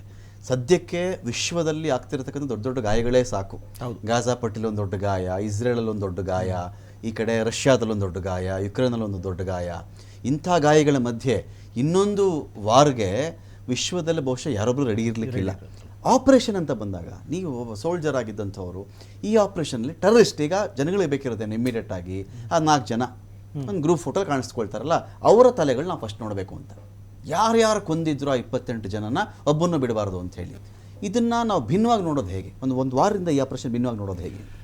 ಇವಾಗ ನಾನು ಆಲ್ರೆಡಿ ಹೇಳ್ಬಿಟ್ಟೆ, ನಾನು ವಾರ್ ಸಾಧ್ಯ ಅಲ್ಲ. ಓಕೆ, ಆಪ್ರೇಷನ್ ಕಡೆಯಲ್ಲಿ ನೋಡಿದ್ರೆ ಫಸ್ಟು ಈ ಥರ ನಡಿಬಾರ್ದು, ಮುಂದೆ ನಡಿಬಾರ್ದಂದ್ರೆ ಟೆರರಿಸ್ಟ್ ಸೆಲ್ಸು, ಟೆರರಿಸ್ಟ್ ಇನ್ಫ್ರಾಸ್ಟ್ರಕ್ಚರು ಮತ್ತು ಟೆರರಿಸ್ಟ್ ಫಂಡಿಂಗ್ ಸೋರ್ಸಸ್, ಈ 3 ನಾವು ಕ್ಲೋಸ್ ಮಾಡಬೇಕು. ಹೆಂಗೆ ಮಾಡೋದು? ಫಸ್ಟು ಟೆರರಿಸ್ಟ್ ಇನ್ಫ್ರಾಸ್ಟ್ರಕ್ಚರ್ ಮತ್ತು ಟೆರರಿಸ್ಟ್ ಕ್ಯಾಂಪ್ಸ್ನ ಸ್ಟ್ರೈಕ್ ಮಾಡಬೇಕು. ಡೀಪ್ ಪೆನೆಟ್ರೇಷನ್ ಸ್ಟ್ರೈಕ್ ಮಾಡಿಬಿಟ್ಟು ಬಿಹೈಂಡ್ ಎನಿಮಿ ಲೈನ್ಸ್ ಆ್ಯಕ್ಷನ್ ತೊಗೋಬೇಕು. That is through our special forces. ಇಲ್ಲಾದರೆ ನಾರ್ಮಲ್ ಬಾಲಾಕೋಟ್ ನಡೀತು, ಸರ್ಜಿಕಲ್ ಸ್ಟ್ರೈಕ್ ಉಡಿದು ರಿಟಾಲಿಯೇಷನ್ ನಡೀತು, ಆ ಥರ ನೇವಲ್ ಸ್ಟ್ರೈಕು ಆಗ್ಬೋದು. Okay. Secondly funding, sources of ಫಂಡಿಂಗ್ನ ಐಡೆಂಟಿಫೈ ಮಾಡಿಬಿಟ್ಟು ಅದನ್ನು ಸ್ಟಾಪ್ ಮಾಡಬೇಕು. ಅದಕ್ಕೆ we have our agency called RAW, research and analysis. ನೀವು you'd have heard Pakistan unknown man have killed someone unknown, ಅದೆಲ್ಲ it is our RAW who is doing that thing. So we can task RAW to carry out these terrorist funding ಇನ್ಫ್ರಾಸ್ಟ್ರಕ್ಚರ್ನ stop ಮಾಡೋಕ್ಕೆ we can task them. Striking can be done through our capability. ನಮ್ಮ special forces ಇದ್ದಾರೆ, MARCOS ಇದ್ದಾರೆ, ಗರುಡಸ್ ಇದ್ದಾರೆ, special forces ಇದ್ದಾರೆ, they can target it. So ಇನ್ಮೇಲೆ ನಡಿಬಾರ್ದಂದ್ರೆ these are the 3 options we have to do. ಇನ್ನೊಂದು ವಿಷಯ ಏನಂದರೆ, ಇವಾಗ we are telling that war ನಡೆಯುತ್ತೆ, ಯುದ್ಧ ನಡೆಯುತ್ತೆ ಅಂದರೆ Pakistan is not only concentrating on India. ಬಲೂಚಿಸ್ತಾನಲ್ಲಿ ಅವ್ರ ಫೋರ್ಸಸ್ ಡಿಪ್ಲಾಯ್ ಆಗಿದ್ದಾರೆ. They have problem there also. North west frontier province ಅಲ್ಲಿ ತೆರಿಗೆ Taliban is giving them tough time against the Pakistan army. ಅವರು 2 ಫ್ರಂಟ್ ಅಲ್ಲಿ 3 fronts in fact, 1 Balochistan front, TTP front and ಈ ಕಡೆ ಮೂರು ಕಡೆಯಿಂದ ನೋಡ್ತಾ ಇದ್ದಾರೆ. So it is humanly impossible for a war. ಆದ್ರೆ striking limited operations, limited strike is a possible. Premashekhara sir, ಈಗ ಜನನ ಕನ್ವಿನ್ಸ್ ಮಾಡಬೇಕು ಅಂತ ಬಂದಾಗ ಈ ಆಳ್ವಿಕೆಯಲ್ಲಿರುವಂತಹವರಿಗೆ ಇದನ್ನು ಸಮಾಧಾನ ಮಾಡಬೇಕು, ನಾನು ಶಹಬಾಷ್ ಅಂತ ಹೇಳಬೇಕು, ಪ್ರತೀಕಾರ ನಮಗೆ ತೀರಿಸ್ಕೊಂಡ್ವಿ ಇವತ್ತು ನಾವು ಅಂತ ಸಂಭ್ರಮಿಸಬೇಕು ಅಂತ ಬಂದಾಗ ಅವರ ಮೆಂಡಲ್ಲಿ ಏನು ಬೇಕಾದರೂ ಓಡ್ತಾ ಇರಬಹುದು. ಈಗ ನಾನು ಇದನ್ನೆಲ್ಲವನ್ನು ಕೂಡ ದಿಗ್ಬಂಧನದ ಪಾರ್ಟಲ್ಲಿ ನೋಡ್ತೀನಿ ಸರ್. ಈಗ ಸಿಂಧೂ ನದಿ, ನಾವು ನಿಮಗೆ ನೀರು ಬಿಡಲ್ಲ, ಇಲ್ಲಿಂದ ರಾಯಭಾರ ಕಚೇರಿ ಎಲ್ಲರೂ ಕೂಡ ಇಮ್ಮಿಡಿಯೇಟಾಗಿ ಖಾಲಿ ಮಾಡಿ, ಇಂಡಿಯಾದಲ್ಲಿ ಒಬ್ಬನೇ ಒಬ್ಬ ಪಾಕಿಸ್ತಾನಿ ಕೂಡ ಇರಕೂಡದು, ಜೊತೆಗೆ ನಿನ್ನ ವಸ್ತುಗಳು ನನಗೇನು ಬೇಕಾಗಿಲ್ಲ, ನಿನ್ನೊಂದಿಗೆ ನಾನು ವ್ಯವಹಾರ ಇಟ್ಕೊಳ್ಳಲ್ಲ ಅಂದ ತಕ್ಷಣ ಇದೆಲ್ಲವೂ ರಾಜತಾಂತ್ರಿಕವಾಗಿ ಇಮ್ಮಿಡಿಯೇಟಾಗಿ ಸ್ವಲ್ಪ ಮಟ್ಟಿಗೆ ಒಂದು ಹಸಿದವ್ರಿಗೆ ಒಂದೇನೋ ಕೈಗೆ ಒಂದು ಸ್ವಲ್ಪ ಯಾವುದೋ ಒಂದು ತಿಂಡಿಯ ಚೂರು ಕೊಟ್ಟಂಗಂತ ಅನಿಸಬಹುದು, ಜನಗಳ ಮನಸ್ಸಿನ ದೃಷ್ಟಿಯಿಂದ ನಾನು ಮಾತಾಡ್ತಾ ಇದ್ದೀನಿ. ಆದರೆ ಈ ಪ್ರತೀಕಾರ ಅನ್ನುವುದನ್ನು ಒಂದು ಆಳ್ವಿಕೆ ಅಂತ ಬಂದಾಗ ಅವ್ರು ತೀರಿಸ್ಕೊಳ್ಳೋ ಬಗ್ಗೆನೇ ಬೇರೆ ಇರುತ್ತಲ್ಲ ಸರ್, ಅವ್ರಿಗೆ ಬೇಕಿರ್ತಕ್ಕಂಥ ವಿಧಾನನೇ ಬೇರೆ ಇರುತ್ತಲ್ಲ ಅಂತ. ಹೌದು, ಜನರಿಗೆ ಅಂದ್ರೆ ಈಗ ಒಂಥರ ಈ ಕ್ರೋಧದಿಂದ ಅಥವಾ ಪ್ರತೀಕಾರ ಭಾವನೆಯಿಂದ ತುಂಬಿರುವಂತ ಭಾರತೀಯರಿಗೆ ಅವರು ಅದನ್ನ ಸ್ವಲ್ಪ ಸಮಾಧಾನ ಹೇಳುವಂತ ಮಾತುಗಳನ್ನ ಪ್ರಧಾನಮಂತ್ರಿ ಮೋದಿ ಅವರು ಮಾಡಿದ್ದಾರೆ. ನಿನ್ನೆ ಬಿಹಾರದಲ್ಲಿ ಅವರು ಹೇಳದ್ದೇನು, ಈ ಟೆರರಿಸ್ಟ್ಗಳು ಮತ್ತೆ ಅವ್ರನ್ನ ಸಾಕ್ತಾರಲ್ಲ, ಅವ್ರದ್ದು ಉನ್ಕೆ ಬಚಿ ಕುಚಿ ಜಮೀನ್ ಕೋ ಮಿಟ್ಟಿ ಮೇ ಮಿಲಾನೆ ಕಾ ಸಮಯ ಆ ಚುಕಾ ಹೈ ಅಂದ್ರು. ಅಂದ್ರೆ ಬಚ್ಚಿ ಕುಚಿ ಜಮೀನ್ ಅಂದ್ರೆ ಏನು, 71ರ ನಂತರ ಎಷ್ಟು ಉಳಿದಿದೆ ಪಾಕಿಸ್ತಾನ, ಒಂದು ಭಾಗವನ್ನು ಕಳ್ಕೊಂಡ್ಮೇಲೆ ಅದನ್ನೂ ಸಹ ಮಣ್ಣಲ್ಲಿ ಮಣ್ಣಾಗಿಸುವಂತ ಸಮಯ ಬಂದಿದೆ ಅಂತ ಹೇಳಿದ್ರು. ಮತ್ತೆ ಏನು ಆಮೇಲೆ ಇಂಗ್ಲಿಷ್ ಅಲ್ಲಿ ಅವ್ರು ಹೇಳಿದ್ರು, ಆಯ್ತಾ, ಗ್ಲೋಬಲ್ ಆಡಿಯನ್ಸ್ಗೆ, ಓಕೆ, ನಾವು ಪ್ರಪಂಚದ ಅಂತ್ಯದವರೆಗೂ ಅವ್ರನ್ನ ಹುಡುಕೊಂಡು ಹೋಗ್ತೀವಿ ನಾವು ಅಂತ. ಓಕೆ, ಅದೇ ಮಾತನ್ನ ಅವ್ರಿಗೂ ಹಿಂದೆ ಆಕ್ಚುಲಿ ರಕ್ಷಣಾ ಮಂತ್ರಿ ರಾಜನಾಥ್ ಸಿಂಗ್ ಹೇಳಿದ್ದಾರೆ. ಅಂದ್ರೆ ಅವ್ರ ನಮ್ಮ ಭಾರತೀಯರ ಈ ಒಂದು ಪ್ರತೀಕಾರ ಮನೋಭಾವಕ್ಕೆ ನಾವು ಸ್ಪಂದಿಸ್ತಾ ಇದ್ದೀವಿ, ಅರ್ಥ ಮಾಡ್ಕೋತೀವಿ, ನಿಮ್ಮ ಮನಸ್ಸಲ್ಲಿ ಏನಾಗ್ತಾ ಇದೆ, ನೀವು ಚಿಂತೆ ಮಾಡಬೇಡಿ, ನಾವು ನೋಡ್ಕೋತೀವಿ ಅಂತ ರಕ್ಷಣಾ ಮಂತ್ರಿಯವರು ಹೇಳಿದ್ದಾರೆ, ಪ್ರಧಾನಮಂತ್ರಿಯವರೇ ಎಲ್ಲವೂ ಆಯ್ತು. ಓಕೆ, ಆದ್ರೆ ಸರ್ಕಾರ ಆಕ್ಚುಲಿ ಮಾಡುತ್ತೇನು, ಅದೇ ನಾನು ಪ್ರಾರಂಭದಲ್ಲಿ ಹೇಳಿದೆ, ಅದು ಸಾಫ್ಟ್, ಮೀಡಿಯಂ ಅಂಡ್ ಹಾರ್ಡ್ ಅಂತ. ಸಾಫ್ಟ್ ಟಾರ್ಗೆಟ್, ಇದನ್ನ ಸಾಫ್ಟ್ ಪ್ಲಾನ್, ಇದನ್ನ ಮೋದಿ ಅವರು 2015 ಇಂದನೇ ಮಾಡ್ತಾ ಬಂದಿದ್ದಾರೆ. ಪಾಕಿಸ್ತಾನಕ್ಕೆ ಅದೆಲ್ಲ ಒಂದು ಟೆರರ್ ಇನ್ಫ್ರಾಸ್ಟ್ರಕ್ಚರ್ ನ ಬೆಳೆಸೋದಕ್ಕೆ ಇದಕ್ಕೆಲ್ಲವೂ ಈಗ ಇವತ್ತು ಬೆಳಿಗ್ಗೆ ತಾನೇ ಪಾಕಿಸ್ತಾನದ ಡಿಫೆನ್ಸ್ ಮಿನಿಸ್ಟರ್ ಅಂತದ್ದು ಕ್ವಾಜಾ ಆಸಿಫ್ ಹೇಳಿದ್ರು, ಆಯ್ತಾ, we have been doing this dirty job for America for the past 3 decades ಅಂತ. ಅಂದ್ರೆ ಈ ಟೆರರಿಸ್ಟ್ ನ ಸಾಕೋದನ್ನ ನಾವು 3 ದಶಕಗಳಿಂದ ಮಾಡ್ತಾ ಇದ್ದೀವಿ. ಅಮೆರಿಕ ಹೇಳದ್ರಿಂದ, ಅನಂತರ ಬ್ರಿಟನ್ ಹೇಳದ್ರಿಂದ, ಇದನ್ನ 1993 ನಲ್ಲಿ ಬೆನಜೀರ್ ಭುಟ್ಟೋ ಸಹ ಹೇಳಿದ್ರು, ಆಗ್ಲೂ ಯಾರು ಅದನ್ನ ಸೀರಿಯಸ್ ತಗೊಳ್ಳಿಲ್ಲ. 2003 ನಲ್ಲಿ ಮುಷರಫ್ ಸಹ ಹೇಳಿದ್ರು, ಟೆರರಿಸ್ಟ್ ಹಮಾರೆ ಹೀರೋ ತೇಜಿ ಅಂತ, ಅದನ್ನು ಯಾರು ಗಮನಿಸಲಿಲ್ಲ. ಈಗ ಈ ಮನುಷ್ಯ ಕ್ವಾಜಾ ಆಸಿಫ್ ಇನ್ನೂ ಜೋರಾಗಿ ಹೇಳಿದ್ದಾರೆ ಸ್ಕೈ ನ್ಯೂಸ್ ನಲ್ಲಿ. ಓಕೆ, ಅದನ್ನ ಆ ಟೆರರ್ ಇನ್ಫ್ರಾಸ್ಟ್ರಕ್ಚರ್ ಅನ್ನ ಹದ್ದುಬಸ್ತಿಗೆ ಇಡಬೇಕು ಅಂದ್ರೆ ಏನ್ ಮಾಡ್ಬೇಕು, ಮೋದಿ ಅವರು 2015 ನಲ್ಲೇ UAE ಭೇಟಿ ಕೊಟ್ಟರು. ನಂತರ ಸೌದಿ ಅರೇಬಿಯಾಗೆ 2016 ನಲ್ಲಿ ಪಾಕಿಸ್ತಾನಕ್ಕೆ ಬರ್ತಾ ಇದ್ದಂತ ಒಂದು ಡೆವಲಪ್ಮೆಂಟಲ್ ಫಂಡ್ ಇದೆಯಲ್ಲ, ಅದಕ್ಕೆ ಕತ್ತರಿ ಹಾಕಿದ್ರು. ಆ ಡೆವಲಪ್ಮೆಂಟಲ್ ಫಂಡ್ ಎಲ್ಲ ಉಪಯೋಗಿಸ್ತಾ ಇದ್ದದ್ದು ಈ ಒಂದು ಕೆಟ್ಟ ಡರ್ಟಿ ಜಾಬ್ಗೋಸ್ಕರ. ಅದು ಪಾಯಿಂಟ್ ನಂಬರ್ 1. ಓಕೆ, ಆನಂತರ ಆಕ್ಚುಲಿ ಏನ್ ಮಾಡಿದ್ದಾರೆ, ಈಗ ಸೌದಿ ಅರೇಬಿಯಾ ಮತ್ತೆ ಅದಕ್ಕೆ ಸಿಕ್ಕ ಡಿಪ್ಲೊಮ್ಯಾಟಿಕ್ ಸಪೋರ್ಟ್ ಅನ್ನ ಕತ್ತರಿಸಿದ್ದಾರೆ. Saudi Arabia is with us now. UAE is firmly with us now. Jordan 65 war ನಲ್ಲಿ ಪಾಕಿಸ್ತಾನಕ್ಕೆ ಅಮ್ಯುನಿಷನ್ ಸಪ್ಲೈ ಮಾಡಿತ್ತು, ಅದು ನಮ್ಮ ಜೊತೆ ಇದೆ ಈಗ, ಆಯ್ತಾ. ಮತ್ತೆ 1971 ವಾರ್ ನಲ್ಲಿ ಇರಾನ್ ಶಾ ಏನ್ ಹೇಳಿದ್ರು, India tries to divide West Pakistan too, it will have to face Iranian forces ಅಂತ. ಅಂದ್ರೆ ಪಾಕಿಸ್ತಾನ ಪರವಾಗಿ ನಾವು ಹೋರಾಡ್ತೀವಿ ಅಂತ ಇರಾನ್ ಹೇಳಿತ್ತು. ಈಗ ಇರಾನ್ ಸಹ ನಮ್ಮ ಕಡೆ ಇದೆ. ಸೊ ಡಿಪ್ಲೊಮ್ಯಾಟಿಕಲಿ ಪಾಕಿಸ್ತಾನವನ್ನು ಐಸೋಲೇಟ್ ಮಾಡೋ ಕೆಲಸವನ್ನು ಮೋದಿ ಅವರು ಮಾಡಿದ್ದಾರೆ. ಫೈನಾನ್ಷಿಯಲ್ ಸೋರ್ಸ್ ಕಟ್ ಮಾಡಿಸಿದ್ದಾರೆ. ಡಿಪ್ಲೊಮ್ಯಾಟಿಕ್ ಸಪೋರ್ಟ್ ಎಲ್ಲವನ್ನು ಕತ್ತರಿಸಿದ್ದಾರೆ. ಅದು ಸಾಫ್ಟ್ ಆಯ್ತು. ಇನ್ನು ಮೀಡಿಯಂ ಮತ್ತು ಹಾರ್ಡ್ ಅಂತಾನು ಹೇಳಬಹುದು ನಾವು. ಈ ಇಂಡಸ್ ವಾಟರ್ ಟ್ರೀಟಿಯನ್ನ ಅಬ್ರೋಗೇಟ್ ಅಂತದ್ದು, ಸಾರಿ, ಅಬೇನ್ಸ್ ಅಲ್ಲಿ ಇಟ್ಟಿರೋದು, ಅದನ್ನ ಪೂರ್ತಿ ಸಸ್ಪೆಂಡ್ ಮಾಡಿಲ್ಲ, ಕ್ಯಾನ್ಸಲ್ ಮಾಡಿಲ್ಲ. ಆಕ್ಚುಲಿ ಮೊನ್ನೆ ವಾರದ ಹಿಂದೆ ನಾವೆಲ್ಲ ಕೇಳಿಸ್ಕೊಂಡ್ರು, ಪಾಕಿಸ್ತಾನಿ ಆದಟ್ಟ ಆರ್ಮಿ ಜನರಲ್, ಜಿಹಾದಿ ಜನರಲ್ ಆಸಿಫ್ ಮುನೀರ್ ಏನ್ ಹೇಳಿದ್ರು, ಹಿಂದೂಗಳು ನಾವು ಬೇರೆ ಬೇರೆ, ನಮ್ಮ ನಮ್ಮ ನಮ್ಮ ಧರ್ಮ ಬೇರೆ, ನಮ್ಮ ಥಿಂಕಿಂಗ್ ಬೇರೆ, ನಮ್ಮ ಆಶೋತ್ತರಗಳು ಬೇರೆ, ನಮ್ಮ ಎಲ್ಲವೂ ಬೇರೆ ಬೇರೆ. ನಾವು ಅವರಿಂದ ಬೇರೆ ಇರಬೇಕು. ಅದಕ್ಕಾಗಿ 2 ನೇಷನ್ ಥಿಯರಿಯನ್ನು ಫಾಲೋ ಮಾಡಿ ನಾವು ಪಾಕಿಸ್ತಾನ ಕ್ರಿಯೇಟ್ ಮಾಡಿದ್ವಿ ಅಂತ ಹೇಳ್ದ. ಆಯ್ತಾ? ಸೊ ಈಗ ಅದನ್ನ ಹೇಳುವಾಗ ಕಾಶ್ಮೀರ್ ಇಸ್ ಪಾಕಿಸ್ತಾನ್ ಇಸ್ ಜುಗುಲರ್ ಅಂತಂದ್ರು. ಆಯ್ತಾ? ಆದ್ರೆ ಪಾಕಿಸ್ತಾನದ ಜುಗುಲರ್ ಕಾಶ್ಮೀರ್ ಅಲ್ಲ, ರಿವರ್ ಇಂಡಸ್ ಪಾಕಿಸ್ತಾನದ ಜುಗುಲರ್ ಅಂತ ತೋರಿಸಿ ಮೊನ್ನೆ ಆಕ್ಚುಲಿ ನಿರ್ಧಾರ ತಗೊಂಡ್ವಿ. ಆ ಒಂದು 65 ವರ್ಷಗಳಿಂದ ಅನೂಚನಾಗಿ ನಡ್ಕೊಂಡು ಬಂದಿದ್ದ ಆ ಟ್ರೀಟಿಯನ್ನ ನಾವು ಅದನ್ನ ಅಬೇನ್ಸಲ್ಲಿ ಇಟ್ಟಿದ್ದೀವಿ. ಸೊ ಪಾಕಿಸ್ತಾನಕ್ಕೆ ಈಗ ಆಸಿಫ್ ಮುನೀರ್ಗೆ ಜುಗುಲರ್ ಏನು ಅಂತ ಈಗ ಗೊತ್ತಾಗಿದೆ. ಯಾಕಂದ್ರೆ ಈಗಾಗಲೇ ಎಷ್ಟು ಸಿಗ್ತಿದೆ ವಾಟರ್, ಅದರಲ್ಲೂ ಸಹ ಸಿಂಧ್ಗೆ ನೀರು ಕೊಡದೆ ಪಂಜಾಬ್ ತಾನೇ ಉಪಯೋಗಿಸ್ಕೊತಾ ಇದ್ದದ್ರಿಂದ ಸಿಂಧ್ನಲ್ಲಿ ಈಗಾಗಲೇ ಆಂದೋಲನಗಳು ನಡೀತಾ ಇದೆ ಪಂಜಾಬಿಗಳ ವಿರುದ್ಧ. ಈಗ ಪಂಜಾಬ್ಗೂ ಸಹ ನೀರಿಲ್ಲದ ರೀತಿಯಲ್ಲಿ ಇಂಡಿಯಾ ಮಾಡ್ತಾ ಇದೆ. ತಕ್ಷಣ ಆಗೋದಿಲ್ಲ. ನಾವು ಕಟ್ಟಿರುವಂತಹ ಬಾಗ್ಲಿಹಾರ್, ಸಲಾಲ್ ಮತ್ತೆ ಎಂತದ್ದು ಅದು ಕಿಶನ್ ಗಂಗಾ ಹೈಡ್ರೋ ಎಲೆಕ್ಟ್ರಿಕ್ ಪವರ್ಗೋಸ್ಕರ ಒಂದು 5-6 ನಾವು ಡ್ಯಾಮ್ಗಳು ನಾವು ಕೊಟ್ಟಿರೋದು. ಅದು ಆಕ್ಚುಲಿ ದೊಡ್ಡ ಡ್ಯಾಮ್ ಜಲಾಶಯ ನಿರ್ಮಾಣ ಮಾಡೋದಕ್ಕಲ್ಲ, ಹೈಡಲ್ ಪವರ್ ಮಾತ್ರ ಅನುಕೂಲ ಆಗೋ ರೀತಿ ಅದನ್ನೇ ನಾವು ಆಕ್ಚುಲಿ ಇನ್ನಷ್ಟು ಎತ್ತರಿಸಿ ಅದನ್ನ ನಾವು ತಡೆ ಹಿಡಿಬಹುದು. ಇದೊಂದು ರೀತಿಯ ಮಾಡಿದ್ರೆ ಇದು ಮೀಡಿಯಂ ಒಂದು ಆಯ್ಕೆ ಆಗಿರೋದು ನಮ್ಮದು. ಆಕ್ಚುಲಿ ಅದು ಹಾರ್ಡ್ ಚಾಯ್ಸ್ ಆಗ್ಬಿಡ್ತದೆ. ಇನ್ನು ಹಾರ್ಡ್ ಹೋಗೋದಾದ್ರೆ ಮಿಲಿಟರಿ ಆಪ್ಷನ್ ನಾನು ಮಾತಾಡಬಹುದು ಅದ್ರ ಬಗ್ಗೆ 1 ನಿಮಿಷ? ಮಾತಾಡಿ ಸರ್, ಮಾತಾಡಿ. ಎಸ್, ನೋಡಿ, ಈಗ ನಾವು ಹಿಂದೆ ಸಹ ನನ್ನ ಜೊತೆ ಇರುವಂತ 2 ಮಹನೀಯರ ವಿಷಯವನ್ನು ಒಬ್ರು ಅದನ್ನ ಪ್ರಸ್ತಾಪ ಮಾಡಿದ್ರು. ಓಕೆ, ಈಗ ನೋಡಿ ಪಾಕಿಸ್ತಾನ ಇನ್ಫ್ಯಾಕ್ಟ್ POJ ಆಜಾದ್ ಕಾಶ್ಮೀರದ ಪ್ರೈಮ್ ಮಿನಿಸ್ಟರ್ ಅನ್ವರುಲ್ ಹಕ್ ಆತ ಹೇಳಿದ್ದು, ಅವರೆಲ್ಲ ಹೇಳಿದ ಮಾತುಗಳನ್ನ ನಾವು ಕೇಳ್ತು ಅಂತ ಹೇಳಿದ್ರೆ ಪಾಕಿಸ್ತಾನಕ್ಕೆ ಒಂದು ಲಿಮಿಟೆಡ್ ವಾರ್ ಬೇಕಾಗಿದೆ ಅನ್ಸುತ್ತೆ. ಬಲೂಚಿಸ್ತಾನದಲ್ಲಿ ಅದು ಎದುರಿಸ್ತಾ ಇರೋ ತೊಂದರೆ, ಅಫ್ಘಾನಿಸ್ತಾನದ ವಿರುದ್ಧ ಅದು ಎದುರಿಸ್ತಾ ತೊಂದರೆ, ಅದರಿಂದ ಪಾಕಿಸ್ತಾನಿಗಳನ್ನ ಮತ್ತೆ ಒಟ್ಟುಗೂಡಿಸಬೇಕಾದ್ರೆ ಇಂಡಿಯಾ ವಿರುದ್ಧ ನಾವು ಕಾಲ್ಕೆರೆದ ಜಗಳಕ್ಕೆ ಹೋಗ್ಬೇಕು. ಇಂಡಿಯಾ ವಿರುದ್ಧ ನಾವು ಏನಾದ್ರು ಇಂಡಿಯಾ ನಮ್ಮ ವಿರುದ್ಧ ಇದೆ ಅಂದ್ರೆ ಇಡೀ ಪಾಕಿಸ್ತಾನಿಯರು ಎಲ್ಲವನ್ನು ಮರೆತು ಒಂದಾಗ್ತಾರೆ ಅನ್ನೋದು ಅನ್ವರುಲ್ ಹಕ್ದು ಉದ್ದೇಶ ಆಗಿರೋ ರೀತಿ ಇದೆ, ಆಸಿಫ್ ಮುನೀರ್ದು ಉದ್ದೇಶ ಇರುತ್ತೆ. ಹೀಗಾಗಿ ಇವರಿಬ್ರು ಆ ಲೈನ್ ನಲ್ಲಿ ಮಾತಾಡಿದ್ದಾರೆ. ಕಳೆದ 1 ವಾರದಲ್ಲಿ ಈ ಮಾತುಗಳನ್ನ ನಾವು ಕೇಳಿದ್ದೀವಿ.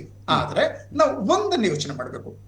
ಓಕೆ, ಪಾಕಿಸ್ತಾನ ಯುದ್ಧ ಬೇಕಾಗಿರೋದು ಲಿಮಿಟೆಡ್ ಯುದ್ಧ ನಮಗ್ ಬೇಕಾಗಿದೆಯಾ? ಇಲ್ಲಿ ಪ್ರಾಬ್ಲಮ್ ಏನ್ ನೋಡ್ಬೇಕು ಅಂದ್ರೆ ಪಾಕಿಸ್ತಾನ ಮಾತ್ರವಾ ನಮ್ಮ ಎನಿಮಿ ಇರೋದು ಇಸ್ಲಾಮಾಬಾದ್ ಮತ್ತೆ ರಾವಲ್ಪಿಂಡಿನಲ್ಲಿ ಮಾತ್ರವಾ, ಬೇರೆಲ್ಲ ಇಲ್ವಾ ಅಂತ. ಅದಕ್ಕೆ ಬೇರೆಲ್ಲ ಇದೇನದಕ್ಕೆ ಒಂದು ಲೈನ್ ಅಲ್ಲಿ ನಾನು ಹೇಳ್ತೀನಿ ನಿಮಗೆ. ಮೊನ್ನೆ ಇದೇ ಜನವರಿನಲ್ಲಿ ಅಥವಾ ವರ್ಷದ ಹಿಂದೆ ಹೇಳಿದ್ರು ಪಾಕಿಸ್ತಾನದ ಟ್ಯಾಂಕ್ ಗಳನ್ನ ಚಲಾಯಿಸೋದಕ್ಕೆ ನಮ್ಮಲ್ಲಿ ಫ್ಯೂಯಲ್ ಇಲ್ಲ ಅಂತ, ಟ್ಯಾಂಕ್ ಗಳು ನಿಂತೋಗಿದ್ದು. ಮೊನ್ನೆ ಜನವರಿನಲ್ಲಿ ಅದೇ ಆರ್ಮಿ ಜನರಲ್ಲೇ ಹೇಳಿದ್ದೇನು, ನಮ್ಮಲ್ಲಿ ಫ್ಯೂಯಲ್ ಇಲ್ಲ, ತರೋದಕ್ಕೂ ಹಣ ಇಲ್ಲ, ಈ ಡಿಸೆಂಬರ್ ವರೆಗೆ ಯಾವುದೇ ರೀತಿಯ ಮಿಲಿಟರಿ ಎಕ್ಸಸೈಸ್ ನಾವು ಮಾಡೋದಕ್ಕಾಗೋದಿಲ್ಲ. ಐದರ್ ಆಕ್ಚುಲಿ ನೇವಲ್, ಏರಿಯಲ್ ಆರ್ ಇವನ್ ಲ್ಯಾಂಡ್ ಎಕ್ಸಸೈಸ್ ಏನೂ ಮಾಡಕ್ಕಾಗಲ್ಲ, ಎಲ್ಲವನ್ನು ನಿಲ್ಲಿಸ್ಬಿಟ್ರು ಫ್ಯೂಯಲ್ ಇಲ್ಲ ಅಂತ. ಆದ್ರೆ ಮೊನ್ನೆಯಿಂದ ಟ್ಯಾಂಕ್ ಗಳನ್ನೆಲ್ಲ ಲಾಹೋರ್ ಕಡೆಗೆ, ದೆನ್ LOC ಕಡೆಗೆ, ಇಂಟರ್ನ್ಯಾಷನಲ್ ಬಾರ್ಡರ್ ಕಡೆಗೆ ವೇಗವಾಗಿ ಸಾಗಿಸ್ತಾ ಇದ್ದಾರೆ. ಏರ್ಪ್ಲೇನ್ ಗಳನ್ನ ತೈನಾತ್ ಮಾಡ್ತಾ ಇದ್ದಾರೆ. ಎಲ್ಲಿ ಬಂತು ಅವರಿಗೆ ಫ್ಯೂಯಲ್? ಆ ಫ್ಯೂಯಲ್ಗೆ ಹಣ ಎಲ್ಲಿಂದ ಬಂತು? ಚೈನಾದಿಂದ. ಯಾಕೆ ಚೈನಾದಿಂದ? ಒಂದೇ ಕಾರಣ, ನೀವು ಒಂದು ಮಾತು ಹೇಳಿದ್ರಿ ಶುರುನಲ್ಲಿ, ಆಯ್ತಾ, ಸುಂಕ ಸಮರ ಅಂತ ಟ್ರಂಪ್ ಅವರದ್ದು. ಆ ಸುಂಕ ಸಮರದಲ್ಲಿ ನೀನು ನನ್ ಜೊತೆ ಇರುವಂತ ಚೈನಾ ಏನೆಲ್ಲಾ ಮಾಡಿ ಇಂಡಿಯಾನ ಕರೀತು. India and China, dragon and elephant should dance together ಅಂತ ಜಿ ಜಿನ್ಪಿಂಗ್ ನಮ್ಮ ರಾಷ್ಟ್ರಪತಿಗಳಿಗೆ ಪತ್ರ ಬರೆದ್ರು ಎಲ್ಲ. ಆದ್ರೆ ಇಂಡಿಯಾ ಏನ್ ಮಾಡ್ತು? ಸೋಮವಾರ ನಾವು ಸ್ಟೀಲ್ ಇಂಪೋರ್ಟ್ ಮೇಲೆ 12% ಟ್ಯಾಕ್ಸ್ ಹಾಕಿದ್ವಿ. ಆಯ್ತಾ, ಸ್ಟೀಲ್ ಎಲ್ಲ ಬರೋದು ಚೈನಾದಿಂದನೇ. ಆ 12% ಅಮೆರಿಕ ಹಾಕಿರೋ 25% ಟ್ಯಾರಿಫ್ ಇದು ಚೈನೀಸ್ ಸ್ಟೀಲ್ ಮೇಲೆ ನಮ್ಮದು 12% ಸೇರಿಸಿದ್ರೆ ಚೈನಾದ ಸ್ಟೀಲ್ ಇಂಡಸ್ಟ್ರಿ ಕಂಪ್ಲೀಟ್ ಖತಮ್ ಆಗೋಯ್ತು. ಸೋಮವಾರ ಮಧ್ಯಾಹ್ನ ಅನೌನ್ಸ್ ಮಾಡಿದ್ವಿ, ಮಂಗಳವಾರ ಮಧ್ಯಾಹ್ನ ಈ ಅಟ್ಯಾಕ್ ಆಯ್ತು. ಅಂದ್ರೆ ಈ ಅಟ್ಯಾಕ್ ಆಕ್ಚುಲಿ ವರದಿಗಳ ಪ್ರಕಾರ 2 ವಾರದಿಂದಲೂ ಟೆರರಿಸ್ಟ್ಗಳಲ್ಲಿ ಓಡಾಡ್ತಾನೆ ಇದ್ರು. ಆದ್ರೆ ನಾನ್ ಹೇಳೋದು ಅವರ ಉದ್ದೇಶ ಪ್ರವಾಸಿಗರಾಗಿರ್ಲಿಲ್ಲ, ಅದ ಉದ್ದೇಶ ಅಮರನಾಥ್ ಯಾತ್ರಿಗಳಾಗಿದ್ರು. ಇನ್ಫ್ಯಾಕ್ಟ್ ಆಕ್ಚುಲಿ ಇಲ್ಲೇ ಆ ಬೈಸರನ್ ಮೆಡೋನಲ್ಲಿ ಅದು ಪ್ರವಾಸಿಗರಿಗೆ ಓಪನ್ ಆಗೋದು ಜೂನ್ ತಿಂಗಳಲ್ಲಿ. ಈ ವರ್ಷ ಮಾತ್ರ ಏಪ್ರಿಲ್ 20th ಓಪನ್ ಮಾಡಿದ್ರು. ಯಾಕೆ ಅಂತ ಗೊತ್ತಿಲ್ಲ. ಆಯ್ತಾ, ಅಂದ್ರೆ ಆಕ್ಚುಲಿ ಏನಾಗಿದೆ, ಆಗ ಈ ಬೈಸರಿನ ಮೇಲೆ ಟೆರರಿಸ್ಟ್ ಪ್ರವಾಸಿಗರ ಓಪನ್ ಮಾಡಿರೋದನ್ನ ನೋಡಿದ ಮೇಲೆ ಚೈನಾ ಇಂಡಿಯಾನ ಪಾಠ ಕಲಿಸೋಸ್ಕರ, ಇಂಡಿಯಾವನ್ನ ಪಾಕಿಸ್ತಾನದಲ್ಲಿ ಎಂಗೇಜ್ ಮಾಡಿ ಬಿಟ್ಟುಬಿಡೋದಕ್ಕೋಸ್ಕರ it gave green signal. Chinese soldiers are on Pakistani soil. ಬೈಯಲ್ಲೇ ಪುಟ್ಟ ಹೊಡೆತಗಳನ್ನ ತಾಳ್ಲಾರದೆ ಪಾಕಿಸ್ತಾನಿಗಳು ಚೈನೀಸ್ ಸೋಲ್ಜರ್ಸ್ ತಮ್ಮ ನೆಲಕ್ಕೆ ಅಲೋ ಮಾಡಿದ್ದಾರೆ. Chinese soldiers and Pakistani soil. So Chinese have told Pakistani army has told that what is it, TRF, okay, ಅವರು ಈ ಒಂದು 7 ಅಥವಾ 8 ಜನ ಟೆರರಿಸ್ಟ್ಗಳಿಗೆ ಆ ಪ್ರದೇಶದಲ್ಲಿ ಇದ್ದರಲ್ಲ ಅವ್ರಿಗೆ ಹೇಳಿದ್ದಾರೆ. ಹೀಗಾಗಿ ಪಾಕಿಸ್ತಾನದ ಹಿಂದೆ ಇರೋದು China. So can we actually confront China? ಅದನ್ನು ನಾವು ಯೋಚನೆ ಮಾಡಬೇಕು. ಚೈನಾ ನೇರ ಬರೋದಿಲ್ಲ. ಇಲ್ಲಿ ಒಂದು ಅರ್ಧ ನಿಮಿಷದಲ್ಲಿ ಇನ್ನೊಂದು ಮಾತಾಡ್ಬಿಡ್ತೀನಿ ನಾನು. ಏನಾಗಿದೆ ಸಿಚುವೇಶನ್ ನೀವು ಕಲ್ಪನೆ ಮಾಡ್ಕೊಳ್ಳಿ. ಶಿಕಾರಿ ಹುಲಿಯನ್ನ ಅಟ್ರಾಕ್ಟ್ ಮಾಡೋದಕ್ಕೆ ಒಂದು ಕುರಿಯನ್ನ ಕಟ್ತಾನೆ. ಹುಲಿ ಬಂದು ಕುರಿಯನ್ನ ಹಿಡಿತದೆ, ಆಗ ನಾನು ಅದನ್ನ ಕೊಲ್ಲಬಹುದು ಅಂತ. ಇಲ್ಲಿ ಶಿಕಾರಿ ಚೈನಾ, ಕುರಿ ಪಾಕಿಸ್ತಾನ, ಹುಲಿ ಇಂಡಿಯಾ. ಚೈನಾ ಪಾಕಿಸ್ತಾನ ಚೈನೀಸ್ ಶಿಕಾರಿ ಪಾಕಿಸ್ತಾನ ಕುರಿಯನ್ನ ಕಟ್ಟಿ ಭಾರತ ಅನ್ನೋ ಹುಲಿಯನ್ನ ಅಟೆಂಪ್ಟ್ ಮಾಡ್ತಾ ಇದ್ದಾನೆ. ಆದ್ರೆ ಆ ಶಿಕಾರಿ ಮಾಡೋದಕ್ಕೆ ಅಮೆರಿಕ ಬೇಕಾಗಿದೆ. ಅದನ್ನ ಟ್ರಂಪ್ 2 ಸಲ ಹೇಳಿದ್ದಾರೆ. ಒಂದು ಮಂಗಳವಾರ ಸಂಜೆ ಜಿಡ್ಡಾಗೆ ಫೋನ್ ಮಾಡಿ ಮೋದಿಯವರ ಜೊತೆ ಮಾತಾಡಿದ್ದಾರೆ, ನಿನ್ನೆ ಬೆಳಿಗ್ಗೆನೂ ಮಾತಾಡಿದ್ದಾರೆ. ಸಿಚುವೇಶನ್ ಹೀಗಿದೆ, ಶಿಕಾರಿಗೆ ತಯಾರಾಗ್ತಾ ಇದೆ. ಸೊ ಇಲ್ಲಿ ಕುರಿ ಹೇಳಿದ್ಮೇಲೆ ಅಂತಿಮವಾಗಿ ಸಾಯೋದು ಕುರಿ, ಎಲ್ಲಾ ಕಡೆಯಿಂದನೂ ಸಾಯೋದು ಕುರಿ. ಅದನ್ನ ಕುರಿ ಅರ್ಥ ಮಾಡ್ಕೋತಾ ಇಲ್ಲ. ಎಸ್ ಸರ್, ತುಂಬಾ ಮಾತಾಡ್ಬಿಟ್ಟೆ, ಸಾರಿ.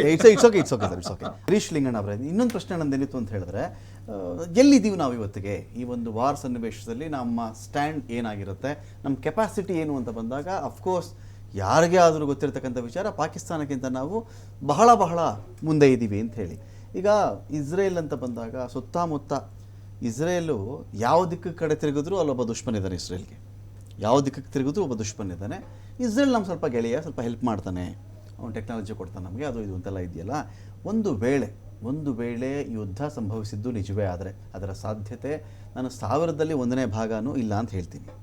ಸದ್ಯಕ್ಕೆ ಈ ಟೆರರಿಸ್ಟ್ಗಳ ಅಟ್ಯಾಕ್ಗೆ ಸಂಬಂಧಪಟ್ಟಂತೆ ನಾವು ಯುದ್ಧ ಮಾಡ್ತೀವಿ ಅಂತ ಹೋದರೆ ಪ್ರತಿ ಟೆರರಿಸ್ಟ್ ಅಟ್ಯಾಕ್ಗೂ ಭಾರತ ಒಂದು ಯುದ್ಧ ಮಾಡಿಬಿಡ್ಬೇಕಾಗಿತ್ತು. ಪುಲ್ವಾಮಾದಾಗಲೇ ನಾವು ಮಾಡಿಲ್ಲ, ಪುಲ್ವಾಮಾದಾಗಲೂ ನಾವು ಮಾಡಿಲ್ಲ. ಅದೇ ಅನೇಕ ರೀತಿಯಲ್ಲಿ ಬೇರೆ ಬೇರೆ ರೀತಿಯಲ್ಲಿ ಆದಾಗಲೂ ಕೂಡ ಈ ಹೀಟ್ಗೆ ಏನೇನು ಬೇಕೋ ಒಂದು ಆಳುವ ಸರ್ಕಾರ ಅದನ್ನು ಪೂರೈಸ್ಕೊಂಡು ಬರ್ತಾ ಇರುತ್ತೆ. ಇವತ್ತಿನ ಬಿಸಿಗೆ ತಕ್ಕಂತೆ ಏನೇನು ಕ್ರಮಗಳು ತೆಗೆದುಕೊಳ್ಬಹುದು ಅದನ್ನು ಮಾಡ್ತಾ ಹೋಗುತ್ತೆ. ಎಲ್ಲಿದ್ದೀವಿ ನಾವು ಅಂತ ಒಂದು ವೇಳೆ ನೋಡಿ. ಈಗ ಟೆರರಿಸ್ಟ್ ಮಿಸೈಲ್ಸ್ ಅಂತ ಇಲ್ಲ, ಈ ಟೆರರಿಸ್ಟ್ಗಳ ವಿಚಾರ ಬಂದರೆ ಇಲ್ಲಿ 3 ಲೇಯರ್ಸ್ ಇದೆ ಟೆರರಿಸ್ಟ್. ಓಕೆ, ಮೊದಲನೇದು ತಲೆ, ಆಸಿಮ್ ಮುನೀರ್, ಹಫೀಜ್ ಸೈಯದ್, ಇವರೆಲ್ಲ ಕೂತ್ಕೊಂಡು ಇನ್ಫ್ರಾಸ್ಟ್ರಕ್ಚರ್, ಈ ಟೆರರಿಸ್ಟ್ ಇನ್ಫ್ರಾಸ್ಟ್ರಕ್ಚರ್ ಬಿಲ್ಡಪ್ ಮಾಡ್ತಾರೆ. Next military training centres, military ಅವ್ರದ್ದು ಟೆರರಿಸ್ಟ್ ಕ್ಯಾಂಪ್ಗಳು, ಅದು 2nd layer of terrorism. 3rd layer of terrorism ಅಂತ ಬಂದರೆ ಈಗ ನಮಗೆ ಬಂದು ಹೊಡೆದವ್ರು ಯಾರು? ಇವರು ಬರೇ ಪಾನ್ಗಳಿರಲ್ಲ. ಸೊ ಈಗ ಫಸ್ಟು ನಮ್ದೇನಿರುತ್ತೆ, ಈಗ ಬಂದು ಹೊಡೆದವ್ರನ್ನ ನಾವು ನ್ಯೂಟ್ರಲೈಸ್ ಮಾಡಬೇಕು ಅನ್ನೋದಿರ್ತದೆ. ಸೆಕೆಂಡ್ ಏನು ಮಾಡ್ತಾರೆ, ನಾವು ಮಾಡಿದ್ದು ಬಾಲಾಕೋಟು ಇದರಲ್ಲಿ 2ನೇ ಹಂತದ ಟೆರರಿಸ್ಟ್ಗಳನ್ನ ನ್ಯೂಟ್ರಲೈಸ್ ಮಾಡೋಕ್ಕೆ ಮಾಡಿದ್ವಿ ಒಂದು ತಕ್ಕ ಮಟ್ಟಕ್ಕೆ. ಬಟ್ ಅದು ಅಷ್ಟು ಬೇಗ ಮುಗಿಯಲ್ಲ, ತುಂಬಾ ಇದೆ ಅದು ನ್ಯೂಟ್ರಲೈಸ್ ಮಾಡೋಕ್ಕೆ. ಫಸ್ಟ್ ಲೆವೆಲ್ ತಲೆನ ತೆಗಿಯೋಕ್ಕೆ ಇನ್ನೂ ನಾವು ಅಟೆಂಪ್ಟೇ ಮಾಡಿಲ್ಲ. ಈ ಫಸ್ಟ್ ಲೆವೆಲ್ ತೆಗಿದೇ ಹೋದರೆ ಈ 2nd ಲೆವೆಲ್ಲು 3rd ಲೆವೆಲ್ ನೀವು ಏನೇ ಡಿಸ್ಟ್ರಾಯ್ ಮಾಡಿದ್ರು ಅದು ಉತ್ಪತ್ತಿ ಆಗ್ತಾನೆ ಇರ್ತವೆ. ರಕ್ತ ಬೀಜ ಸುರರು ಅವ್ರನ್ನ ಈ 4 ಜನ ನೋಡಿದ ತಕ್ಷಣ ಹೌದು ನೀವು ಹೇಳ್ದಂಗೆ ಜನಕ್ಕೆ ಒಂದು ಎಮೋಷ್ನಲಿ ನಮ್ಮ ಯಜಮಾನನ ಕೊಂದಿದ್ದವ್ರನ್ನ ಒಂದು ತಕ್ಕ ಪಾಠ ಕಳಿಸಿದ್ರು ಅಂತ ಒಂದು ಸ್ಯಾಟಿಸ್ಫ್ಯಾಕ್ಷನ್ ಯಾರಿಗೇ ಆಗಲಿ ಆಗುತ್ತೆ, ನನಗೆ ಆದರೂ ಆಗುತ್ತೆ, ನಮ್ಮ ಮನೆಯವ್ರಿಗಾದರೂ ಆಗುತ್ತೆ. ಸೊ ಆ ಒಂದು ಸ್ಯಾಟಿಸ್ಫ್ಯಾಕ್ಷನ್ ಆಗುತ್ತೆ. So that emotionally government has to do it for the people. ಅದು ಮಾಡ್ತಾರೆ. 2ನೇ ಲೆವೆಲ್ ಟೆರರಿಸಮ್ ಅಟ್ಯಾಕು ಮಾಡೋಕ್ಕೆ ಪ್ರಯತ್ನ ಮಾಡ್ತಾರೆ. ಈ ಮೊದಲನೇ ಲೆವೆಲ್ ಅಟ್ಯಾಕ್ ಮಾಡೋದು ಅಷ್ಟು ಸುಲಭದ ಮಾತಲ್ಲ. Unless and until covert operation sir ಹೇಳಿದ್ರಲ್ಲ, covert operation is the only that is the alternate. Next level ಏನಂದರೆ ಡಿಪ್ಲೊಮ್ಯಾಟಿಕ್ ಆಗಿ ಅವ್ರನ್ನ ಹ್ಯಾಂಡಲ್ ಮಾಡೋದು. ಈಗಾಗಲೇ ಸಿಂಧೂ ನೀರನ್ನ ಕಟ್ ಮಾಡಿದ್ದೀವಿ ಅಂತ ಹೇಳ್ತೀರಿ, ಬಟ್ ಅದ್ರ ಎಫೆಕ್ಟ್ ಇಮಿಡಿಯೇಟ್ ಆಗಲ್ಲ. ಯಾಕಂದರೆ ಅಷ್ಟು ಹೋಗ್ತಾರ ನೀರನ್ನ ಒಂದೇ ಸಲ ಭಾರತದಲ್ಲಿ ಸ್ಟೋರ್ ಮಾಡ್ಕೊಳ್ಳೋದು, ಭಾರತದಲ್ಲಿ ಡೈವರ್ಟ್ ಮಾಡೋಕ್ಕಾಗಲ್ಲ. ಅಂಥ ಡ್ಯಾಮ್ಸ್ಗಳು ನಾವು ಕಟ್ಟಿಲ್ಲ, ಎಲ್ಲ 1-2-3 ಮೇನ್ ಡ್ಯಾಮ್ಸ್ಗಳು ಕಟ್ಟಿದ್ದೀವಿ. ತಕ್ಕ ಮಟ್ಟಿಗೆ ಒಂದು ಸ್ವಲ್ಪ ಶಾಕ್ ಕೊಟ್ಟಿದ್ದೀವಿ ಅವ್ರಿಗೆ. ಅವರು ಒಂದು ಸಿಮ್ಲಾ ಪ್ಯಾಕನ್ನು ಟ್ರೀಟಿನ ನಾವು ಆನರ್ ಮಾಡಲ್ಲ ಅಂದಿದ್ದಾರೆ. That is nothing but a ಬಾರ್ಡ್ರಲ್ಲಿ ಏನೇ ಡಿಸ್ಪ್ಯೂಟ್ ಆದರೂ ಒಂದೇ ಕೂತ್ಕೊಂಡು ಮಾತಾಡಿ ಅದನ್ನು ಸಾಲ್ವ್ ಮಾಡ್ತೀವಿ, ಏಕಾಏಕಿ ನಿರ್ಧಾರ ಕೂತ್ಕೊಂಡು ನಾವು ಹೊಡೆಯಲ್ಲ. ಸೊ ಆ ಒಂದು ಪ್ಯಾಕ್ನ ನಾವು ಹಿಂದೆ ತಗೊಂಡಿದ್ದೀವಿ ಅನ್ನೋದಕ್ಕೆ ನಿನ್ನೆಯಿಂದ ಅವರು ಬಾರ್ಡ್ರಲ್ಲಿ ಗುಂಡಿನ ದಾಳಿ ಮಾಡ್ತಾ ಇದ್ದಾರೆ, ನಾವು ಪ್ರತೀಕಾರ ಮಾಡ್ತಾ ಇದ್ದೀವಿ. ಸೊ ನಾವು ಪಾಕಿಸ್ತಾನ ಅವ್ರನ್ನ ನೆಕ್ಸ್ಟ್ FATF ಅಲ್ಲಿ ಇತ್ತು 2012ಇಂದ 15 ಮತ್ತು 2023 ತನಕ 18ಇಂದ 23 ತನಕ. FATF ಅಂದರೆ ಫೈನಾನ್ಷಿಯಲ್ ಅಸಿಸ್ಟೆನ್ಸ್ ಟ್ಯಾಕ್ಸ್ ಫೋರ್ಸ್ ಅಂತ. ಆ FATF ಅಲ್ಲಿ ಗ್ರೇ ಲಿಸ್ಟಲ್ಲಿ ಇತ್ತು. ಗ್ರೇ ಲಿಸ್ಟಲ್ಲಿ ಇದ್ದಿದ್ದು ನಮಗೆ ಒಂದು ಅನುಕೂಲ ಇತ್ತು. ಗ್ರೇ ಲಿಸ್ಟಲ್ಲಿ ಇದ್ದಾಗ ಕೆಲವು ಇಂಟರ್ನ್ಯಾಷನಲ್ ಫಂಡ್ಸ್ ಅವ್ರಿಗೆ ಬರಲ್ಲ, ಸಾಲಗಳು ತಗೊಳಕ್ಕಾಗಲ್ಲ, ಮತ್ತು ಇನ್ವೆಸ್ಟ್ಮೆಂಟ್ಸ್ಗೆ ಎನ್ಕರೇಜ್ಮೆಂಟ್ ಇರಲ್ಲ, ಫಾರಿನ್ ಇನ್ವೆಸ್ಟ್ಮೆಂಟ್ಸ್ಗೆ ಗ್ರೇ ಲಿಸ್ಟಲ್ಲಿದ್ದರೆ. ಅದನ್ನು ಬ್ಲ್ಯಾಕ್ ಲಿಸ್ಟ್ಗೆ ಹಾಕ್ಬಿಟ್ರಂತೂ ಇರಾನ್ ಥರ ಏನೂ ಹೋಗಲ್ಲ, ಅಲ್ಲಿ ಯಾವ ಸ್ವಿಫ್ಟು ವರ್ಕ್ ಆಗಲ್ಲ, ಯಾವ ಇದನ್ನು ವರ್ಕ್ ಆಗಲ್ಲ, ಏನು ಮನಿ ಟ್ರಾನ್ಸ್ಫರ್ ಆಗಲ್ಲ, ಎಲ್ಲ ಹವಾಲ ಅದು ಇದು ಅದ್ರ ಮೂಲಕನೇ ಜೀವನ ಮಾಡಬೇಕಾಗ್ತದೆ ಅವ್ರಿಗೆ. Now our government May try to bring it back to FATF list and move it towards blacklist. Okay. That is the greatest victory. ಅದು ಭಾಳ ದೊಡ್ಡ ಹೊಡೆತ ಕೊಟ್ಟಂಗೆ, ಗೊತ್ತಾಯ್ತಾ. ಮಿಲಿಟ್ರಿಲಿ ಒಂದು ಅವ್ರ ಆ್ಯಕ್ಷನ್ ಅವ್ರು ಮಾಡ್ತಾ ಇರ್ತಾರೆ, ಬಟ್ ಡಿಪ್ಲೊಮ್ಯಾಟಿಕ್ ಆ್ಯಕ್ಷನ್ಸ್ ಹಿಂದೂ ನೀರು ಒಂದೇ ಅಲ್ಲ, we have to do that also. FATFನ ಅದಕ್ಕೆ ಒಂದು 34 ದೇಶಗಳಿದ್ದಾವೆ, ಭಾರತದೂ ಅದರಲ್ಲಿ ಒಂದು ಮೆಂಬರು, ಪ್ಲಸ್ ಒಂದು 2 ಇಂಟರ್ನ್ಯಾಷನಲ್ ಯುರೋಪಿಯನ್ ಕಮಿಷನ್ ಎಲ್ಲ ಇದ್ದಾವೆ. ಇವರೆಲ್ಲ ಸೇರಿ ಮತ್ತೆ ಇವ್ರನ್ನ ಪ್ರೂವ್ ಮಾಡಿ ಲಿಸ್ಟ್ ಹಾಕೋ ಇದರಲ್ಲಿ ಮೋದಿ ಅವರ ಪ್ರಯತ್ನ ಆ ಕಡೆ ಇರ್ತದೆ. ಈ ಟ್ರಂಪ್ ಸಪೋರ್ಟು ಇದೆಲ್ಲ ತಗೊಂಡು ಇವ್ರನ್ನ ಝೆಲೆನ್ಸ್ಕಿ ನ್ಯಾಟೋ ನಂಬ್ಕೊಂಡಂಗೆ ಆಗಬಾರ್ದಲ್ಲ ಅಂತ ಅಲ್ಲ, ನಾವು ನಂಬ್ಕೊಳ್ಳೋ ಝೆಲೆನ್ಸ್ಕಿಗೆ ಝೆಲೆನ್ಸ್ಕಿಗೆ ಇದ್ದಿದ್ದು ಈ ಡಿಂಟ್ ಹ್ಯಾವ್ ಎನಿ ಬಲ. ಕರೆಕ್ಟ್ ಆಯ್ತಾ. ಭಾರತ ಅಷ್ಟು ಕೆಟ್ಟದಾಗಿಲ್ಲ ಬಲ. ಇವತ್ತು ಸರ್ಕಾರದಲ್ಲಿ ತಲೆಗಳು ಚೇಂಜ್ ಆಗ್ತಾ ಇರುತ್ತೆ. ಅವನಿಗೆ ಬೈಡನ್ ಹೋಗಿ ಟ್ರಂಪ್ ಅವರು ಅಷ್ಟೇ ಇಷ್ಟು ದೊಡ್ಡ ಪಾಲಿಸಿ ಚೇಂಜ್ ಆಗುತ್ತೆ ಅಂತ ಹೇಳಿ ಅವನು ಎಕ್ಸ್ಪೆಕ್ಟ್ ಮಾಡಿರಲಿಲ್ಲ. ನೋಡಿ ಇವನು ಬಿಲದಲ್ಲೇ ಬಂದಿಯಾಗಿ ಅಲ್ಲೇ ಹೊಗೆ ಹಾಕಿ ಉಸಿರುಗಡಿಸ್ಬಿಟ್ರು. ಅಲ್ಲ, ಅವನ ಹತ್ರನೂ 1,000 ನ್ಯೂಕ್ಲಿಯರ್ ಹೆಡ್ಸ್ ಇತ್ತು. ಇವ್ರುಗಳೇ ಅವ್ರಿಗೆ ತಲೆ ತಿನ್ಬಿಟ್ಟು ಪಾಪ ನ್ಯೂಕ್ಲಿಯರ್ ಹೆಡ್ಸ್ನೆಲ್ಲ ನ್ಯೂಟ್ರಲೈಸ್ ಮಾಡಿಸ್ಬಿಟ್ಟು ಎಲ್ಲ ಬರೀ ಕೈ ಮಾಡಿ ನಿಲ್ಸಿದ್ದೆ ಇವರು, ಈ ನ್ಯಾಟೋ ಮತ್ತೆ ಅಮೆರಿಕ ಸೇರಿ. ಅವ್ರ ಹತ್ರ ನ್ಯೂಕ್ಲಿಯರ್ ಇದ್ದಿದ್ರೆ ಈ ಒಂದ್ ಮಟ್ಟಕ್ಕೆ ನಡೀತಾ ಇರಲಿಲ್ಲ. ಹೆಲ್ಪ್ ಮಾಡಿದ್ರೆ ಅಮೆರಿಕನೂ ಇಲ್ಲ, ನ್ಯೂಕ್ಲಿಯರ್ ನಾನ್ ನ್ಯೂಕ್ಲಿಯರ್ ಮಾಡ್ಬಿಟ್ಟು ಎಲ್ಲ ನಿಮ್ಗೆ ಸಪೋರ್ಟ್ ಮಾಡ್ತೀವಿ, ನಿಮ್ಮ ಹತ್ರ ಇದು ಮಾಡ್ತೀವಿ ಅಂತ ಹೇಳಿ ಕೊನೆಗೆಲ್ಲ ಕೈ ಎತ್ಬಿಟ್ರು ಅವ್ರಿಗೆ. ಭಾರತ ಆ ಸ್ಥಿತಿಲಿಲ್ಲ, ನಾವ್ಯಾರನ್ನೂ ಅಷ್ಟೊಂದು ನಂಬ್ಕೊಂಡು ಇಲ್ಲ. ಈಗ ನಾನು ಫೀಲ್ಡಲ್ಲಿ ಇದ್ದಂಥವ್ರು ಕಾಶ್ಮೀರದಲ್ಲಿ 9 ವರ್ಷ ಕೆಲಸ ಮಾಡಿರಬೇಕು ಅಂತ ಭಾವಿಸ್ತೀನಿ ನಾಗರಾಜ್ ಅವರೇ. ಈ ಟೆರರಿಸ್ಟ್ಗಳ ವಿಚಾರದಲ್ಲಿ ಆಗಲಿ ಅಥವಾ ಪಾಕಿಸ್ತಾನದ ವಿಚಾರದಲ್ಲಾಗಲಿ ಯಾವುದೇ ಕಂಟ್ರಿಯ ಒಂದು ಆರ್ಮಿ ಆದರೂ ಅದರಲ್ಲಿ ಏನೋ ಒಂದು ಯುನೀಕ್ನೆಸ್ ಅಂತ ಇರುತ್ತೆ. ನಮ್ಮಲ್ಲಿ ನಮ್ಮ ಇಂಡಿಯಾದಲ್ಲೇ ಒಂದೊಂದು ಕಡೆಯ ಒಂದೊಂದು ಆರ್ಮಿ ಟ್ರೂಪ್ಗಳಿಗೂ ಒಂದೊಂದು ವಿಭಿನ್ನ ಇತಿಹಾಸ ಇದೆ. ಅವ್ರದ್ದೊಂದು ಶೌರ್ಯದ್ದೇ ಒಂದು ದೊಡ್ಡ ಪರಾಕ್ರಮದ ಇತಿಹಾಸ ಇರುತ್ತೆ. ನೀವು ಗೂರ್ಖಾ ಬೆಟಾಲಿಯನ್ ಅಂದರೆ ಒಂದು ತಾಕತ್ತಿರುತ್ತೆ, ರಾಜಸ್ಥಾನಿಗಳದು ಅಂತಲೇ ಬಂದಾಗ ಒಂದು ತಾಕತ್ತಿರುತ್ತೆ. ಆದರೆ ಪಾಕಿಸ್ತಾನದ ಸ್ಟ್ರೆಂತ್ ವೈಸ್ ಬಂದರೆ, ವೀಕ್ನೆಸ್ ಬಿಡಿ ಇಷ್ಟೆಲ್ಲ ಈಗಲಾಗಲೇ ಮಾತಾಡಿದ್ದೀವಿ, ಸ್ಟ್ರೆಂತ್ ಅಂದರೆ ಯಾವುದು ಈ ಟೆರರಿಸ್ಟ್ಗಳ ವಿಚಾರದಲ್ಲಿ? ಈಗ ನಾನು ತುಂಬ ಗಮನಿಸಿದ್ದೀನಿ, ಅಫ್ಘಾನಿಸ್ತಾನ ಅಂತ ಒಂದು ವಿಚಾರ ಬಂದಾಗ ಅಮೆರಿಕ ಬಹಳ ಪರದಾಡಿದ್ರು. ಅಫ್ಘಾನಿಸ್ತಾನ ಅಟ್ ಲಾಸ್ಟ್ ಏನೂ ಮಾಡ್ಕೊಳ್ಳಿಕ್ಕಾಗದೆ ಹೆಂಗೆ ನನಗೆ ಬಿಟ್ಬಿಟ್ಟು ಅಮೆರಿಕದಂಥ ಅಮೆರಿಕ 10-15 ವರ್ಷ ಇದ್ದೆ, ಏನೂ ಮಾಡೋಕ್ಕಾಗದೆ ವಾಪಸ್ ಹೊರಟುಬಿಟ್ರು. ಆ ಟೆರರಿಸ್ಟ್ಗಳು ಆ ಥರ ಟ್ರೈನ್ ಆಗಿರ್ತಾರೆ, ಎಲ್ಲೋ ಗುಡ್ಗಾಡಲ್ಲಿರ್ತಾರೆ, ಒಂದೊಂದು ವಾರ ಊಟ ಇಲ್ಲದಿದ್ರು ಅವ್ರು ಬದುಕಬಲ್ಲರು ಅಂತ ಬಂದಾಗ ಇವ್ರನ್ನ ನಾವು ಹೆಂಗೆ ಝೀರೋ ಮಾಡೋದು? ಇವ್ರನ್ನ ನಾನು ಆಲ್ರೆಡಿ ಹೇಳ್ಬಿಟ್ಟೆ, ನಮ್ಮ ಮಿಲಿಟ್ರಿ ಪವರು ತುಂಬ ಅವ್ರ ಕಂಪ್ಯಾರಿಸನ್ ನೋಡಿದ್ರೆ ನಾವು ಎಲ್ಲೋ ಇದ್ದೀವಿ. ನಾವು we can't compare Pakistan with us in military prowess. ಅವ್ರದ್ದು ದಿ ಪ್ಲಸ್ ಪಾಯಿಂಟ್ ಏನಂದರೆ they have a unit, composite commando unit called SSG, special services group. Okay. ಈ SSG ಅವರು ನಮ್ಮ ಕಡೆ we have special forces, para special forces ಇದೆ, MARCOS ಇದೆ, navy marine commandos ಇದ್ದಾರೆ, Garud forces ಇದ್ದಾರೆ ಏರ್ಫೋರ್ಸಲ್ಲಿ. ಅವ್ರ ಕಡೆ they have special services group. ಈ ಸ್ಪೆಷಲ್ ಸರ್ವಿಸಸ್ ಗ್ರೂಪ್ ಏನು ಮಾಡ್ತಾ ಇದ್ರು, first before and after of Gibraltar ಅಂತ ಒಂದು operation army general, Pakistani army general conceive ಮಾಡಿದ್ರು. ಅದರಲ್ಲಿ ಏನಂದರೆ Pakistan army SSG commandos Indian ಟೆರಿಟರಿಯಲ್ಲಿ ಇನ್ಫಿಲ್ಟ್ರೇಟ್ ಮಾಡಿಬಿಟ್ಟು ರೆಸಿಸ್ಟೆನ್ಸ್ನ ಕ್ರಿಯೇಟ್ ಮಾಡೋ ಆ ಥರ ಮಾಡಿದ್ರು. So if you can neutralise the elite commandos, ಈ SSG ಕಮಾಂಡೋಸ್ನ ನ್ಯೂಟ್ರಲೈಸ್ ಮಾಡಿದ್ರೆ, ಯಾಕಂದರೆ ಅವರೇ ಟ್ರೈನಿಂಗ್ ಕೊಡೋದು. ಟೆರರಿಸ್ಟ್ ಕ್ಯಾಂಪಲ್ಲಿ ಒಬ್ಬೊಬ್ಬ SSG ಮೇಜರ್ ಇಲ್ಲಾಂದರೆ ಕ್ಯಾಪ್ಟನ್ ಹೋಗ್ಬಿಟ್ಟು ಅಲ್ಲಿ ಟ್ರೈನಿಂಗ್ ಕೊಡ್ತಾರೆ ಅವ್ರಿಗೆ. ಸೊ ಇವ್ರನ್ನ ನಾವು ನ್ಯೂಟ್ರಲೈಸ್ ಮಾಡಿಬಿಟ್ರೆ I think most of the problem of the training ಮತ್ತೆ ಈ ಹ್ಯಾಂಡ್ಲರ್ಸು ISI ಅಂಡ್ SSG ಈ ಎರಡು ಕಾಂಪೊನೆಂಟ್ ಇದೆ, ಇಂಟರ್ ಸರ್ವಿಸಸ್ ಇಂಟೆಲಿಜೆನ್ಸ್ ಪಾಕಿಸ್ತಾನ ಆರ್ಮಿದು ಮತ್ತೆ SSG ಕಮಾಂಡೋಸ್. ಯಾಕಂದ್ರೆ ದೇರ್ ರೆಗ್ಯುಲರ್ ಆರ್ಮಿ ಮತ್ತೆ ಅವ್ರ ರೇಂಜರ್ಸ್ ಅಂದ್ರೆ ನಮ್ಮ BSF ತರ ಅವ್ರದ್ದು. Okay. And regular army is not as strong as SSG. Elite commando unit ಒಂದೇ, ಅವರೇ ಕನ್ಸೀವ್ ಮಾಡಿಬಿಟ್ಟು ಟ್ರೈನಿಂಗ್ ಶೆಡ್ಯೂಲ್ ಎಲ್ಲ ರೆಡಿ ಮಾಡಿಬಿಟ್ಟು ಅವ್ರು ಟ್ರೈನ್ ಮಾಡ್ತಾರೆ. ISA ಅವ್ರನ್ನ brain behind the SSG. So ಈ ಇವರಿಬ್ಬರನ್ನ we have to neutralise at one point of time to ensure ಫ್ಯೂಚರಲ್ಲಿ ಏನು ಪ್ರಾಬ್ಲಮ್ ಬರಬಾರ್ದು.